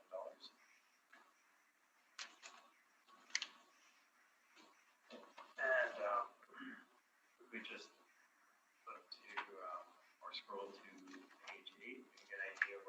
located. It's in the Inkster Industrial Park. We're in the heart of it. Inkster Industrial Park is just 45 feet Inkster and Big Falls, Sunburrows. Page 8, you can get a look at the street view of the property. You can see some of the overhead doors running alongside the building there. And then see on page 9, the overhead view of the subject property, the large parking lot. Extra one I have there as well. Sorry, my mistake. It's the red dot one, not the one. It's like, this doesn't look right. Yeah, so on the red, so they don't have it, actually. And it's just it's loading on the one side of the building. And you can see the overhead look. You can see on page 9, you can see the location of the overhead doors and where the trucks come back in and out of. And then what's interesting about this property, which a lot of the properties in the Inkster Industrial Park have as well, this one does as well. They do have a rail line, like a spur line that kind of comes out to connect to the back of the building. So you have some loading doors there for rail access as well. So they have both truck and rail access with this particular property. So looking to my page 3, moving back up, you can see rent comparables. They're a Mountain Church, Logan, Inkster, Burroughs, Wayton. So they're all basically the same Inkster Industrial Park, same city as subject property. They have similar square footages ranging from 26,491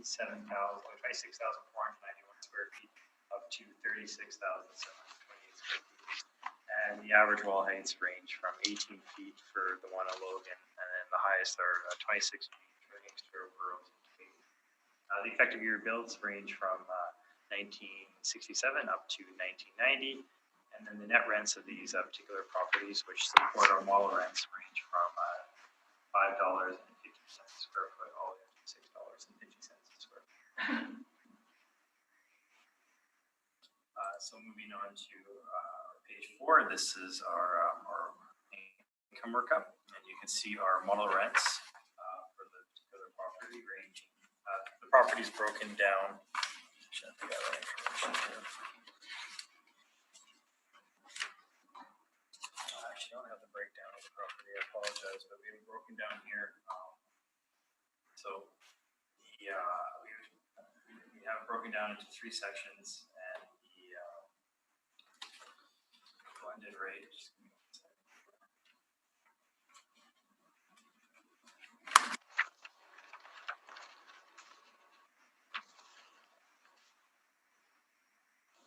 Is that $6.50 a square foot? 615. Yeah. Yep. And so we're applying the vacancy of 3.5%. We're applying expenses of 2%, and a shortfall of 3.75%. And we're applying the overall capitalization rate of 7% to get an estimated value of $3,200,000.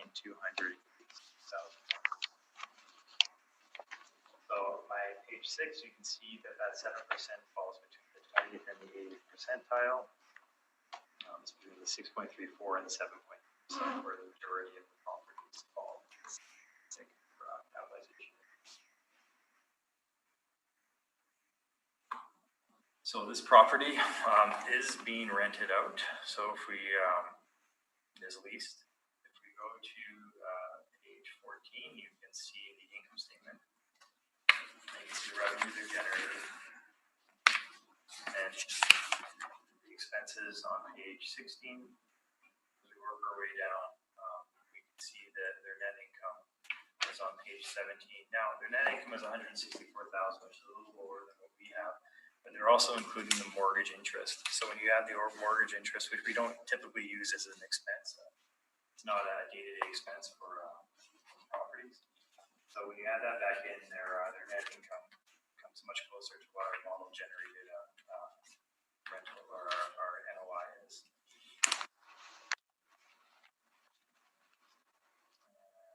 If you turn to page 18, you can also see the rent. So they're paying $7.25 a square foot for rent. they do show their taxes, their recoveries and everything to what they would pay to garner their gross rent there. So $7.25. Going forward, we feel that due to the sale in 2014, and of course the assessed value at $3,286,000 is fair and equitable and should be confirmed. Okay, questions, Mr. Newcomb?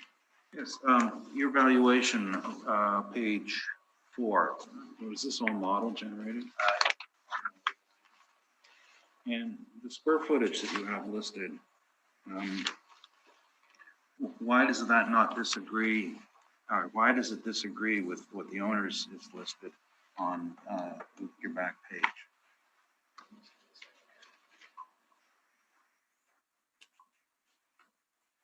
The owner has a total of 39,852 square feet as compared to our 40,432 square feet. I'm not too sure, maybe.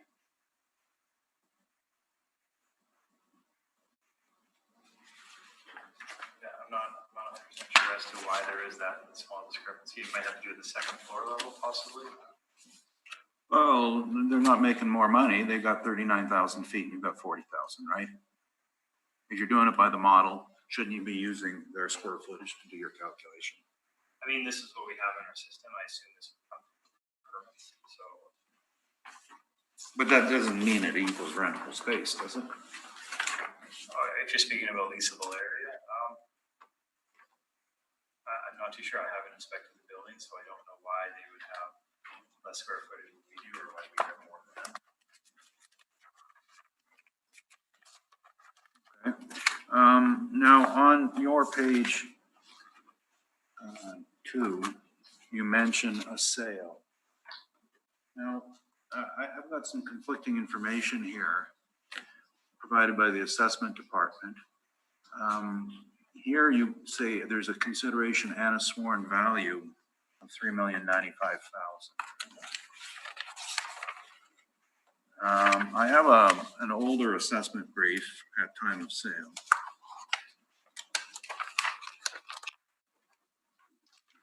I'll show you this. The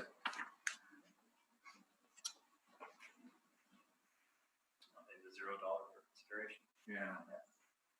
It was a non-arm's length transaction. I'm just wondering, why does it show up in your system differently now? Well, this was verified by one of our assessors. I don't know why we should do this.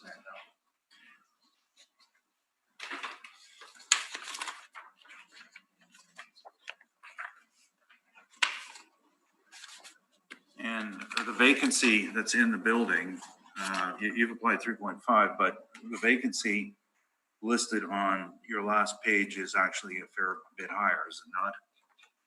They are showing that they have over $7,000 of vacancy. 7,100 square feet, which is 17.8%, correct?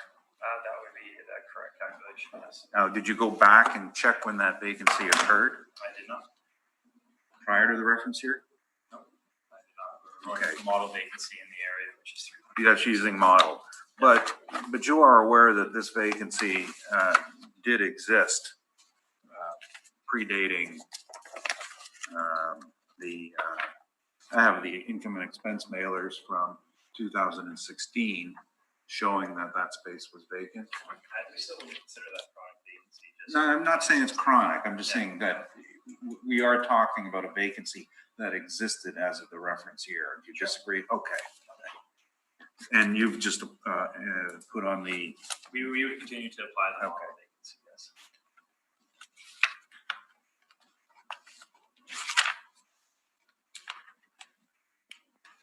And you had mentioned a statement in regard to, you thought that their statement was consistent with yours. On page 2, does it not show that their base rent is $293,000? And on page 5, it's not $293,000? On their So my page 15, they're showing a base rent of 293,000. And on your last page?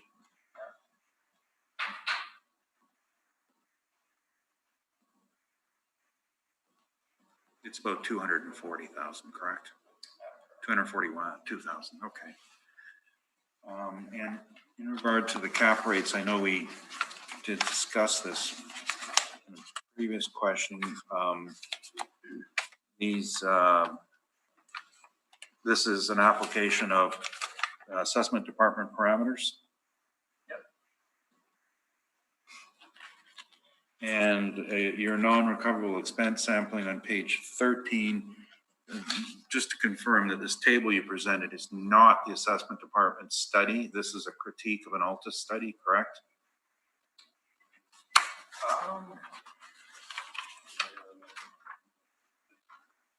I can't confirm this is the critique of the Altus study or not. And you did bring up some commentary on the statement, and you mentioned the mortgage interest, but in addition to the mortgage interest, the owner does declare non-recoverable expenses on the second last page? Non-recoverable expenses, they do. Yes. Thank you. Those are my questions. Okay, does anyone have a question? I have a question. No question, thanks. Okay, you can proceed. Okay, I got to find the right paper here.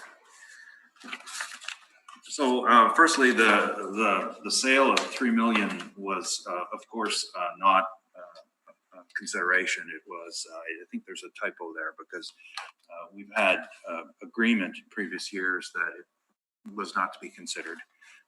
It was a non-arm's length transaction.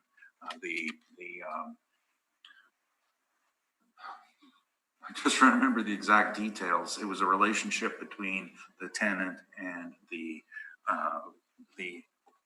tenant became the new owner, or vice versa. Anyway, I apologize. I don't have it in my notes here, but there was agreement in the past. So not relying on that, we are applying the same basic rents to the subject property as the assessor.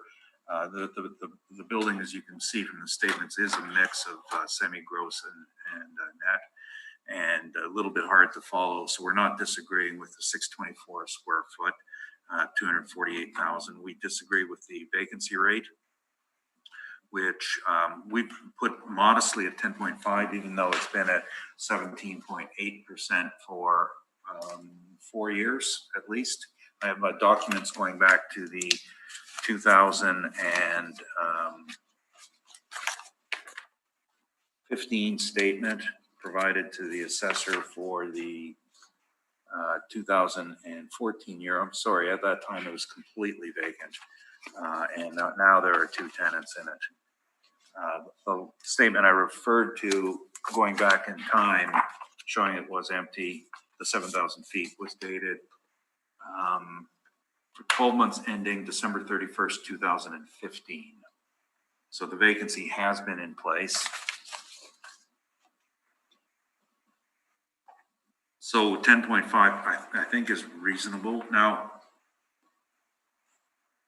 see, no one put in the non-recoverables. I would have put in the non-recoverables. So, well, anyway, there are $6,000 in non-recoverables in the statements, but I'm not going to change that factor of it. Because I think now that the shortfall is calculated on the higher taxable rate. You can see below, I mentioned this earlier, that when taxes are high, of course, the shortfall has to be higher, because the shortfall is a recovery of costs that you have to pay out. And the calculation below shows $1.98 taxes, $2.11 utilities, and $1 for repairs and maintenance. So the shortfalls are higher. So we're getting an NOI of 191,000 versus the assessor's rate of 228. That's our major difference, is the actual vacancy in the subject year. As far as the capitalization rate is concerned,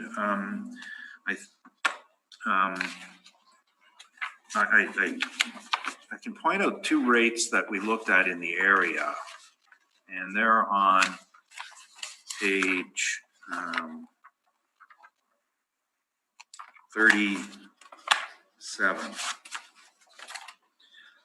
They're at the bottom of the page. 35 Winfield, which is located about a few blocks away. Well, actually, no, it's on the other side of Logan, other side of Keewatin. It's actually closer to Brookside. Was a small site like this, capped at 9.48%. Wheatfield and below it, which is in Rosser, which is a new build, capped at 7.45%. And other than that, we had the portfolio sales dated with the October 2015. They capped at, actually the workup is 8.6% that we're presenting. And there's a number of other buildings on this page. Seal Avenue, 8.29%, that's a window manufacturer, and 100 Packman, which was 8.47%. The lowest one we had was 1436 Chevrolet, which was 7.1%. That was a portfolio sale. The other two properties sold with it were in Alberta, and they're at the same rate of 7.1. That's what they reported. Looking at all that, I would probably weigh it, wouldn't go to myself to 8.5. I would suggest probably right around 8%, and would be fair for this site. And so I'll just adjust the value slightly.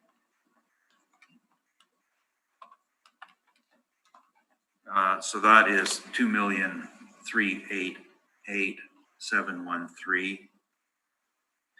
Rounded to 2,389, 2,389,000. And as I said, the major differences being the vacancy rate and the cap rate. The assessor's cap rates, as I mentioned, the only one we found that was close to being reliable on review was the one they had listed at 7 point.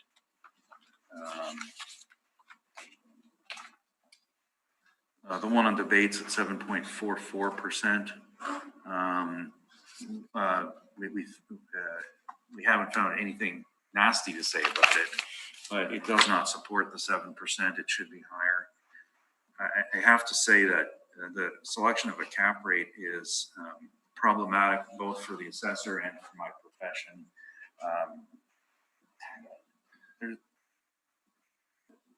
The very aggressive nature of lending pushes people to fantasize that these low cap rates exist. They don't. Cap rates have to equal something to do with the cost of money. And real borrowing rates are 4 to 5%, and your cap rate has to cover payment of the loan plus return on equity. So 8% is the target number for most all property owners, unless they're borrowing money from someone who can get it to them at 2 and 3%, which is called creative financing. So that's my number, 2389. And last thing is this property wasn't appealed in 2020 just because the owner missed getting back to us, and his fault, unfortunately. So that's why we were late this year instead of filing at the time. The 2018 is still outstanding at municipal board, while the 2016 was set at 2 point. I got it here somewhere.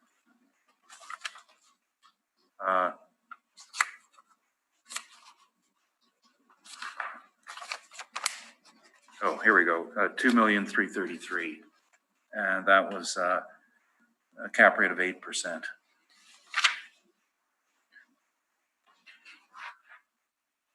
And actually, the building's performing better than it did in that cycle because at that time it was completely vacant. That's my presentation. Thank you.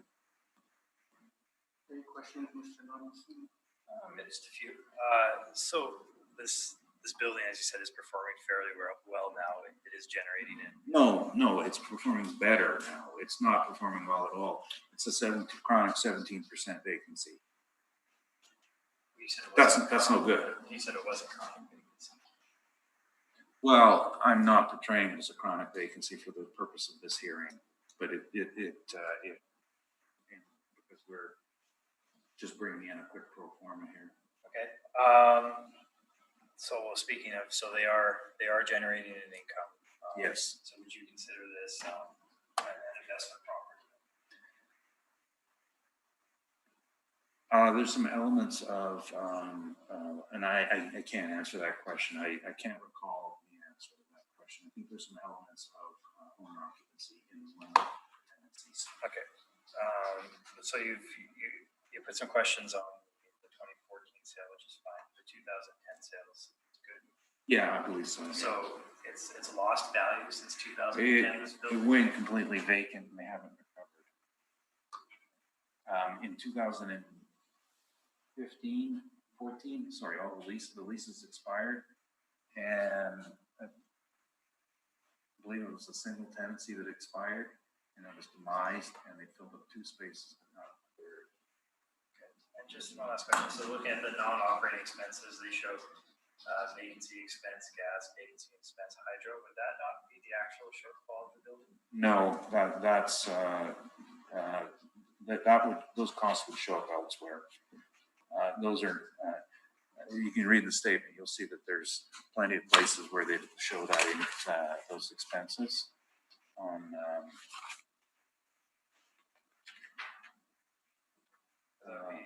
they have, Just over 6,000. they have $18,000 of operating costs and property taxes that are showing up on the vacancy costs on the first page. And then those non-operating would be our additional ones. Those are all my questions. Okay. Do you have any questions? I have no questions. Nothing, thanks. Just on the vacancy, how long has the vacancy existed?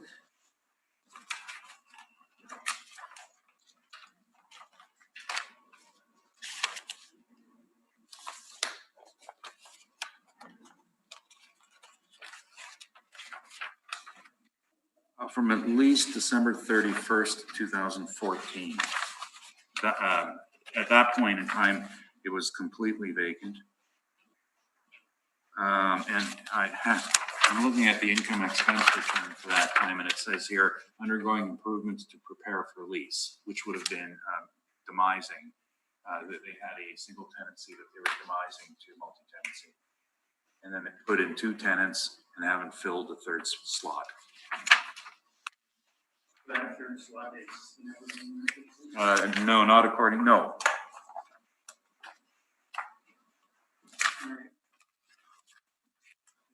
that.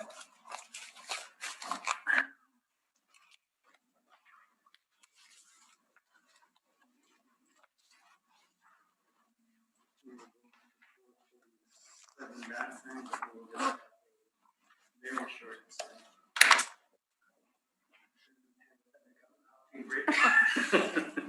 Just to warm up.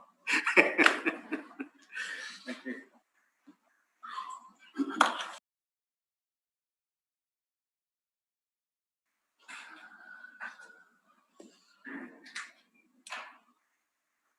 Had to redesign our new office too.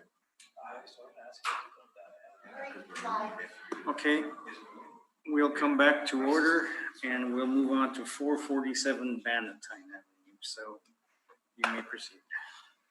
447 Bannatyne Avenue. The assessed value is $926,000.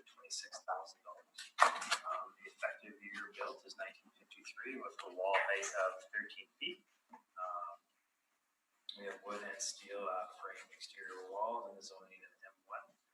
The land area is 15,699 square feet. The plan area is 14,486 square feet with a gross floor and leasable area of 16,006 square feet.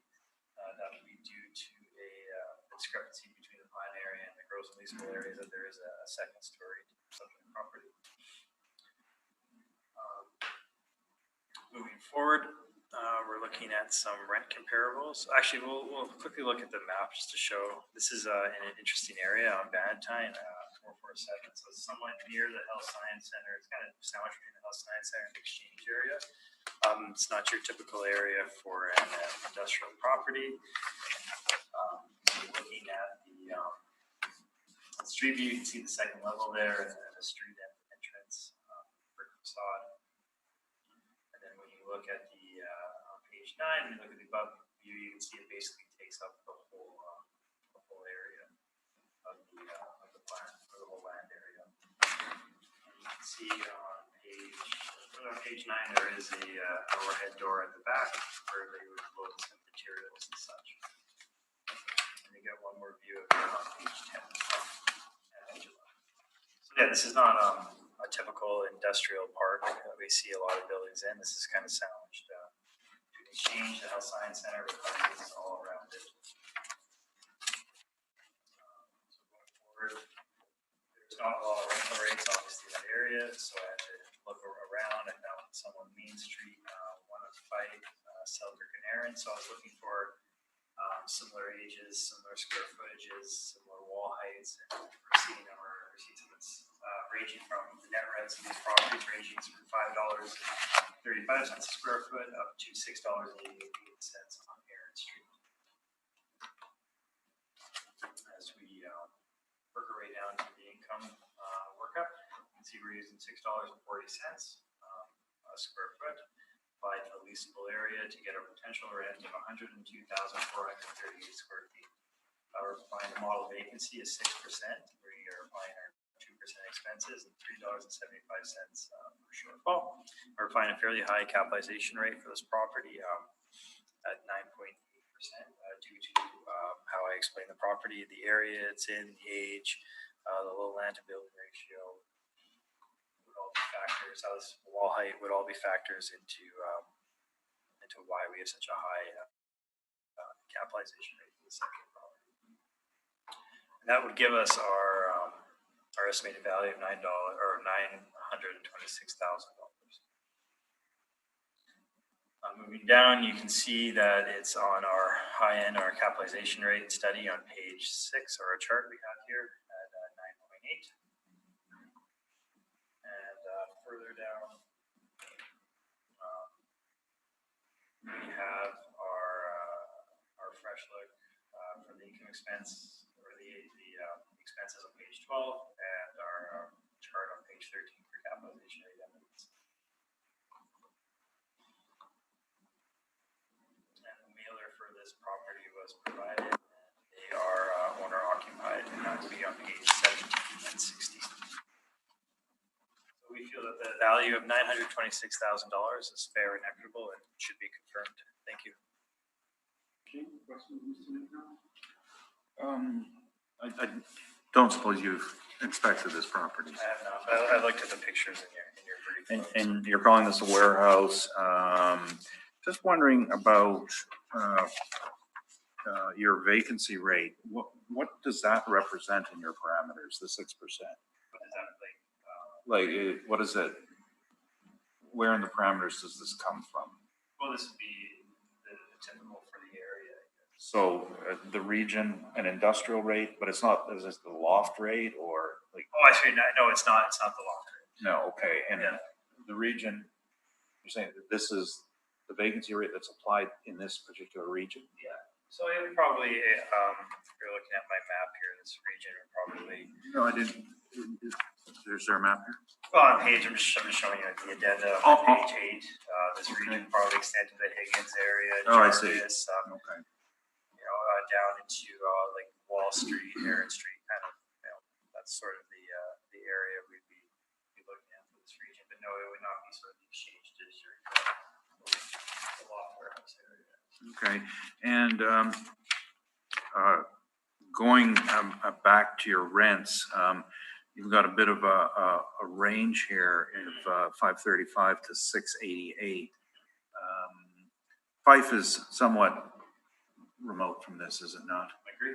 Okay, and I was just trying to find a similar Yeah. similar wall height, similar Yeah. age, because there's just not a lot in this area. Right, and what's the business going on at 1574 Aaron? At 57, I'm not too sure. I don't have it. How about 771 Main? Oh, you know what? I actually do have that information with me. Just now that I have access to my computer, just give me 1 second.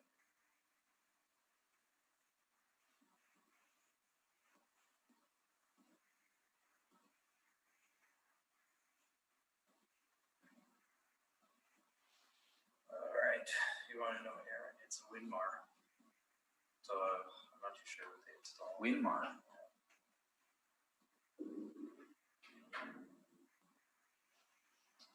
So you sure that that's an actual rent then? That At would be- Winmar? That would be a rent that we have. Oh, okay. I'm gonna suggest to you that Winmar doesn't rent. They're a parking lot management firm. Okay, fine. And 771 Main, what is that business? It's a recycling business. And who's it owned by? Operated by? Mother Earth. Are they funded, government funded? I don't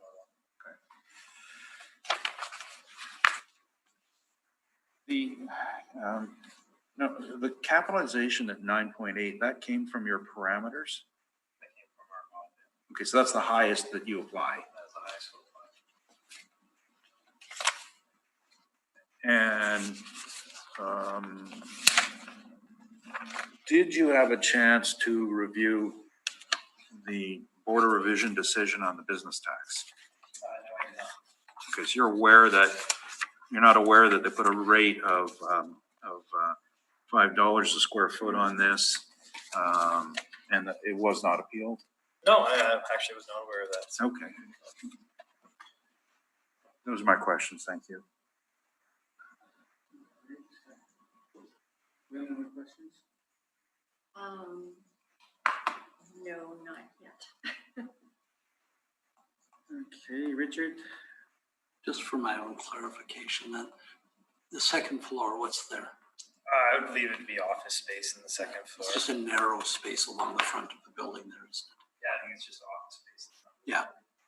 And it's fully owner occupied, Yes, that's what Winmar's on the mailer is owner occupied, yes. so no revenue generated on the income statements. Just, but not from the property itself, just from the business they run in there, not the property. Yeah. The property's not generating. Right. So I gotta remember this again. So when you come up with a value of 19,765, you've used model rents based on a property similar to this? Yes, Come up with your net income? yes. And in that case, you used a $6.40. Yeah, that's why I have my rent comparables though, showing similar size properties, similar wall heights, similar year builds, and showing the rents that they're generating for those properties in comparison to this one. Yeah, we've been away from these for a number of months now. And I just needed my memory jog to make sure I had it right. Yeah. Okay, I'm good. Thank you. Okay, and your vacancy, I mean, it's just your vacancy for the area? Correct. Is there any history of vacancy? I guess it's on that. Yeah, I don't recall any history of vacancies. It's owner occupied, so. Okay. All right, thank you. So you can proceed, Robin. Thanks. We're in disagreement on rent and vacancy. And strangely enough, we're in a different position on the cap rates. We're lower. Version of the. Yeah, yes. Well, I think it's just to prove that we don't posture here. We're independent, but we also applied non-recoverables. So probably if you do the math, that their 9.8 is going to work out to the same as our 9.25 based on some of these other factors. So I'm just going to focus on the rent and the vacancy. The rent, as I mentioned, this client approached us after the 2020 roll closed, and we did appeal their business tax, and that was reduced to $5 a square foot. We didn't appeal it. And I remember saying this at the time, and I know I have a witness in the room that I said, my opinion was we should be looking at loft rates between $3 and $4. But, you know, whoever prepared it put $5 and we had to live with it. We didn't appeal this decision. Because on the business side, it's not going to be a major, a large factor. This is just an old manufacturing building that's quite old and fairly obsolete. My personal opinion, I would be looking on page 4 at the rents in the bottom, downtown rents, and you can see that they range from 65 cents a foot to 387 a square foot, sorry, 425. That's where this building would fit in, just looking at the addresses and the locations. The problem with these rents, there's 2 problems with them in terms of reliance. One is they tend to be more semi-gross rents. But like they're not investment properties, so people aren't tracking them and trying to get the best rent, and you can't even get an agent to list these half the time. And the second problem is that they're usually not long-term tenancies. It's usually a month-to-month lease or something like that, short-term leases. So in any event, we applied 5 to match the business tax. The vacancy on my page 16. This is an excerpt from the Johnson report. So we're looking at the column 2017, and we have central. This is the central district. 11.1% is the industrial vacancy rate, and of course it's high. And the overall rate in the city was 7.2% that year. We just blended those, and that's how we came up with 9.2%.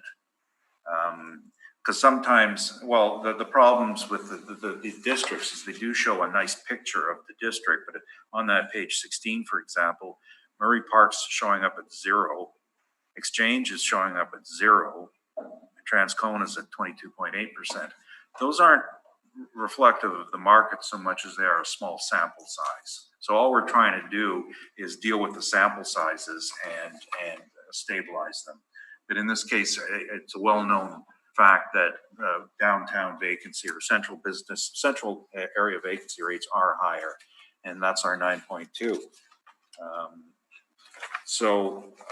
And that's the rest of the factors. I said we did put in a higher shortfall rate than the city uses, and we did put in non-recoverables, and we capped lower. So it's just the right procedure. But I think, like I said, when you look at the numbers, and you could probably look at those 3 sets of numbers and say, you do the math where there's not a major amount of disagreement. It's rents, vacancy rate. And the inside of the site, I did have a chance to inspect it.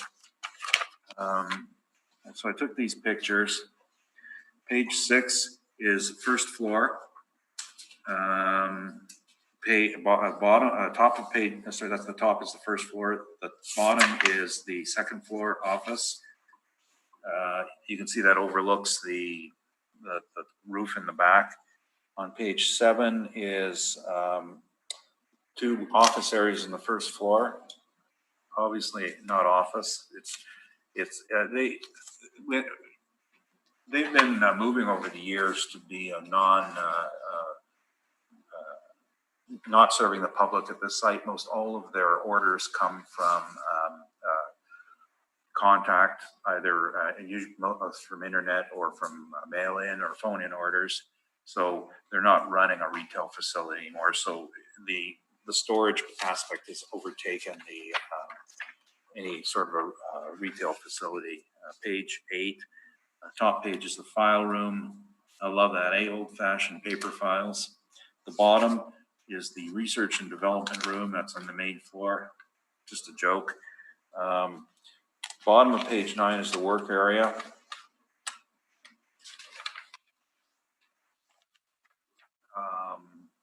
And page 10 is just some ceiling shots of the work area. And you see that the electrical was redone with surface mounted BX cable to bring power to the sewing machines. The panel was upgraded about 25 years ago, and that's when this was done.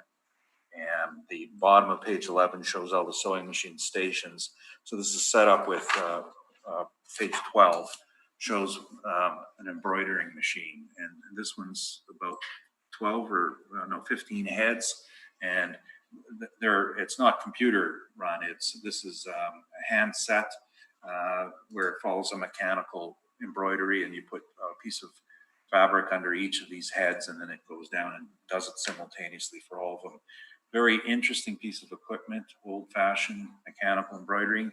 They don't use it anymore because they're bringing it in from overseas, and then when they get it to the site, they sew it on.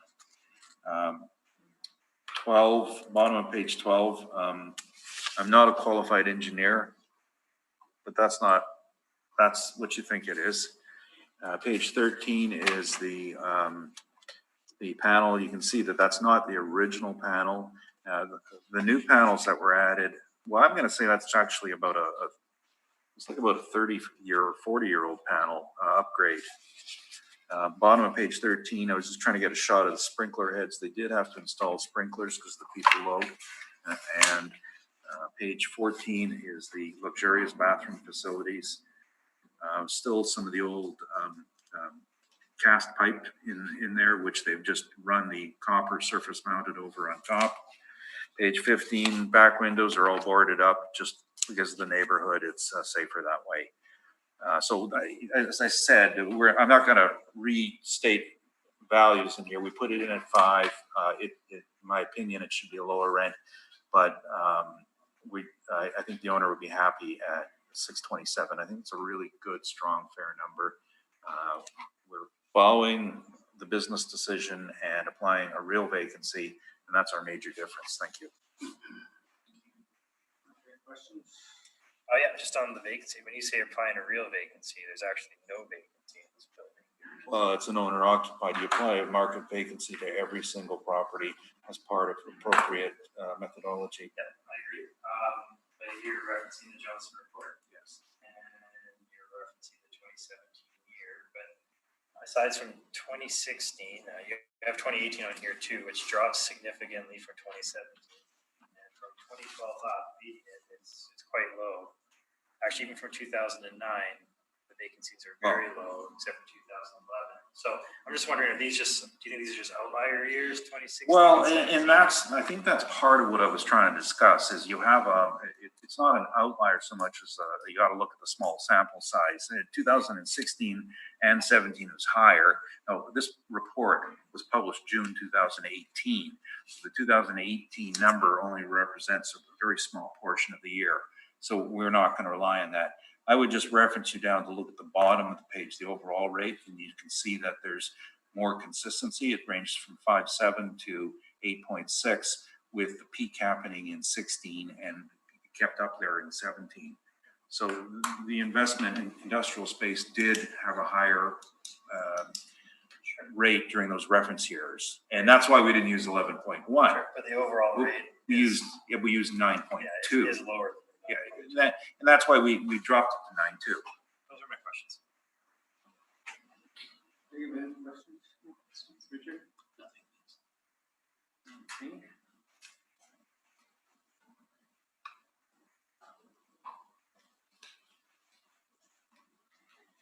All right. We'll move on to our last property on Wall Street, 968 Wall Street.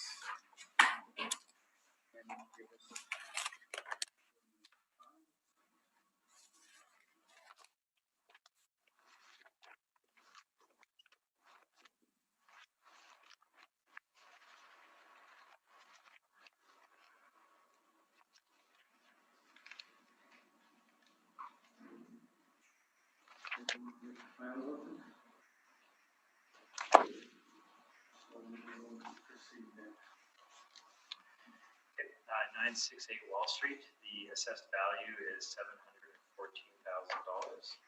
The actual year builds are 1973 and 1976. The wall heights are 15 feet and 18 feet. The construction is metal frame. The land area is 20,996 square feet. Plan area is 10,350 square feet. That's the same for the coastal leasable area to give you a land plan of 2.03. In terms of the building, the 1973 portion is 4,000 square feet, and that would be the 14-foot portion for wall height.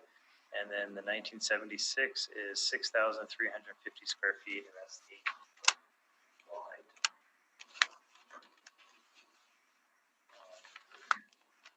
The sale in 2001, so it's a fairly old sale for $345,000 on page 2. Going forward, we're just going to take a look at the property on page 8. You can see the map. It's on Wall Street. That's by Aaron, Sargent, and Ellis. Further down, you can see the street view picture of it. Two different sizes of building, the 14-foot wall height and the 18-foot wall height. And then you get an overhead look at this property on page 9. See there's an old rail line running in the back that obviously isn't being used anymore. And further down on page 10, you can see the overhead look as well. And that shows some of the discrepancy between the buildings and the wall heights. Two front load doors, overhead doors. And, okay, so going back up to page 3, you can see the rent comparables are on Spruce, Logan, Wall, Alexander, and Aaron. So some of them are close proximity to the subject property. We have ranges from 1950 or 1948 all the way up to 1981. And the wall heights range from 13 feet as high as 26 feet. And the square footage or leasable areas range from 5,273 square feet up to 19,085 square feet. Their leases were signed between 2013 and 2017, and the terms range from 4 years to 7 years, which is pretty cool. Onto the income stream on page 2, we've broken it up into the two areas for the two different buildings constructed on the property. So we have a blended rate basically $6. And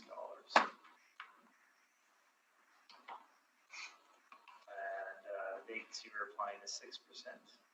The expenses are 2%. Our overall capitalized valuation is 7.7% for an estimated value of $714,000.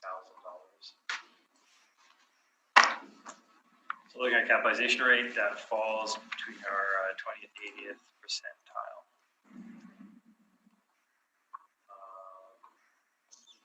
And page 16 is the mailer. This is partly owner-occupied in states. There is a gross rent in states. So we see some rental information on page 17. Yeah, I just extended out I couldn't fit it all, the information on one page, so I had to put it on 2. Just to show what's being taken off for the gross rents. Anyways, going forward, we feel the value of $714,000 is fair and equitable and should be confirmed. Thank you. Questions, Mr. Nicholas?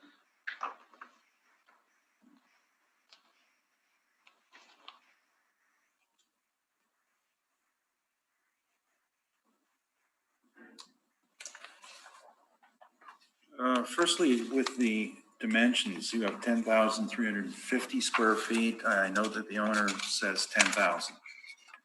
Well, where the discrepancy exists? I do not know where the discrepancy exists. You have been in the building? I have not. So I'm just asking, what's the purpose of sending them income and expense mailers when you don't? Well, we would get the information off the permits, I believe. So sometimes the permits may be more accurate than what the owner actually. Well, the permit may show building square footage, but it doesn't show leasable square footage. I guess it would show what the building square footage is. Now in that statement, the space that's, I'm looking at page 14, and they're listing a range of rents from $420 to $575. You would agree those are semi-gross rents based on what they've checked off? Checked off, Right. And the lowest rent you've got is $5.99 as a net rent. So you're showing higher rents than they're achieving. Yep.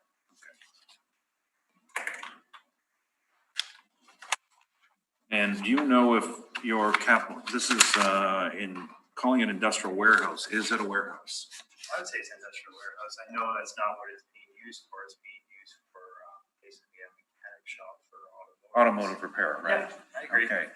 But I mean, this is a very typical, if you look at the building next to it, it's very typical as well for this area. So, I mean, that's the industrial use. You could use this for storage warehouse, or you could use this for an auto parts. Okay, on that basis, where do you back the semi up for a warehouse? Pardon me? If it's a warehouse, where do you put the semi? Well, I mean, You're looking at the picture. yeah, There's no it's room. not- it's There's not- no room for a semi, is there? there's many different types of Yes. sizes of semis and Right. trucks out there. It doesn't necessarily have to be the long with they have. It could be any size truck that you use to move goods around or products around in the city. So, But and again, this is very typical of this type of building for this area along Wall Street, as we've seen. We had one on Aaron already. We saw that at very low land to building ratio. This is not atypical. But in order to achieve optimal yields, you would have to be able to accommodate semi-trailers, would you not? This building isn't designed for those semi-trailers. There are a lot of them in this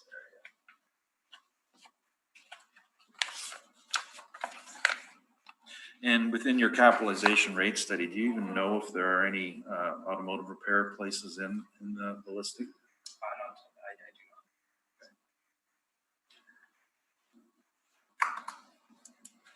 do not. Those are my questions. Thank you. No questions. Nothing. Okay, you can proceed, Mr.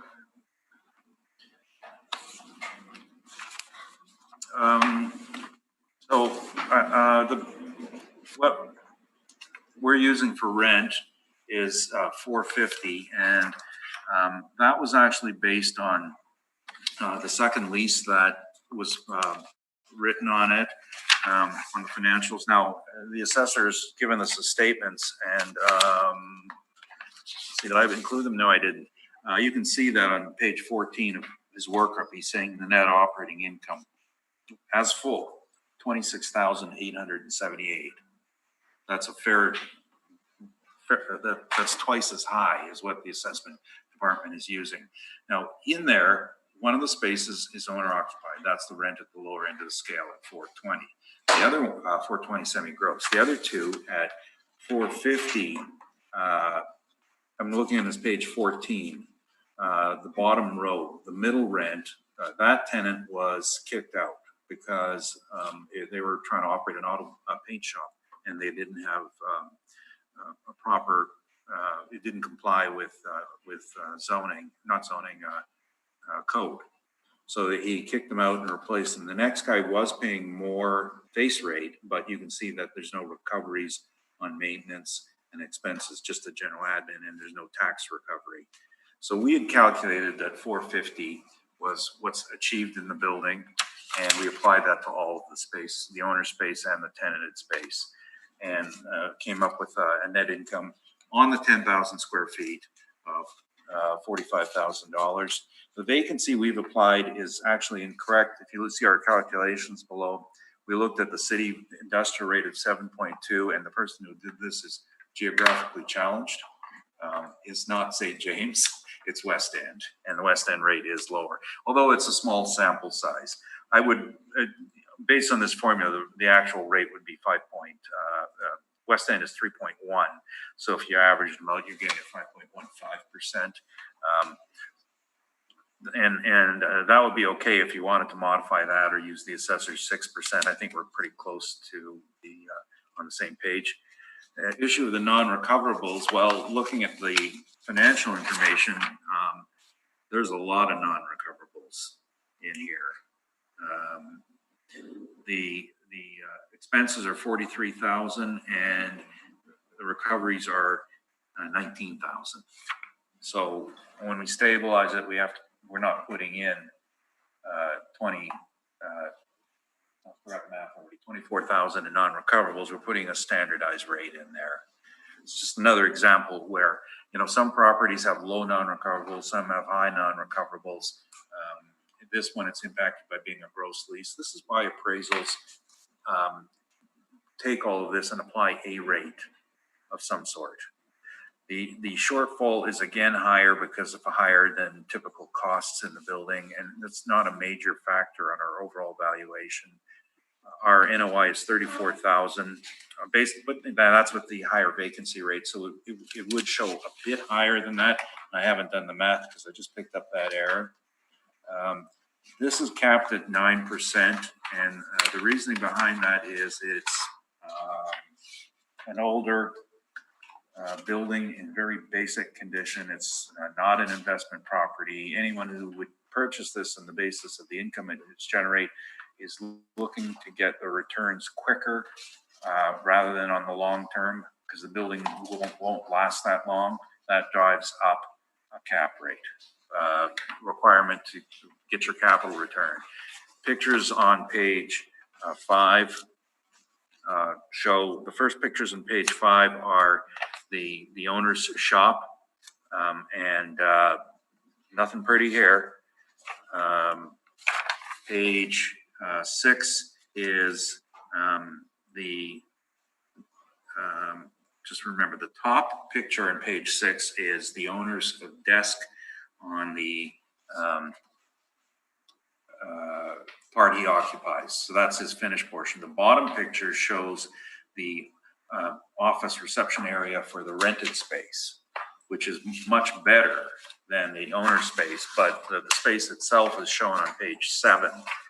And that's the rented space on page 7.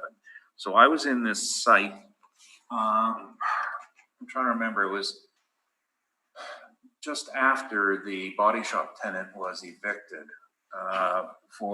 and you can see the bottom of page 7 is they had outfitted the,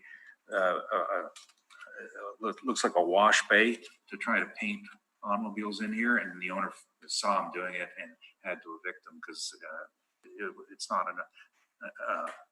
a legal use. So a very conscientious fellow, but the place is, this is really basic inferior space with virtually no parking and not generating a big income. So that's why we kept it at 9%, and we'd be very much at the upper end of the scale. Companies like mine who sell real estate do not track cap rates for properties like this or publish them because they're not deemed investment properties. They're higher than the basic rates. And I would suggest that the city does not have any rates of this sort at all, because this type of property is usually sold, not rented. In any event, that's the number. We have 378,000, and I just wanted to double check something. We had it under appeal, not in 18, but in 16, and apparently we came to a resolution. What do you know? Okay. Why do I have 447,000 listed for 2018? Okay, these are case management notes, I'm sorry.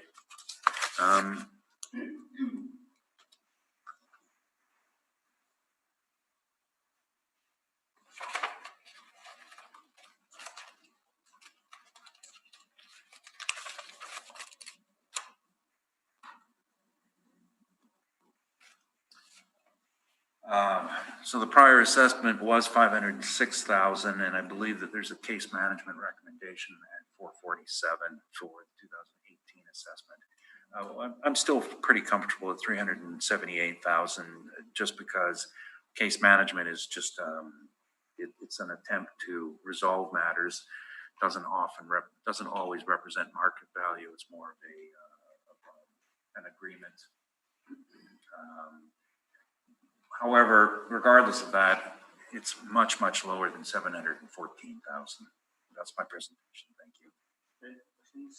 Just so you think it's only increased by $33,000 since the sale in 2001? Well, this sort of market product isn't one that goes with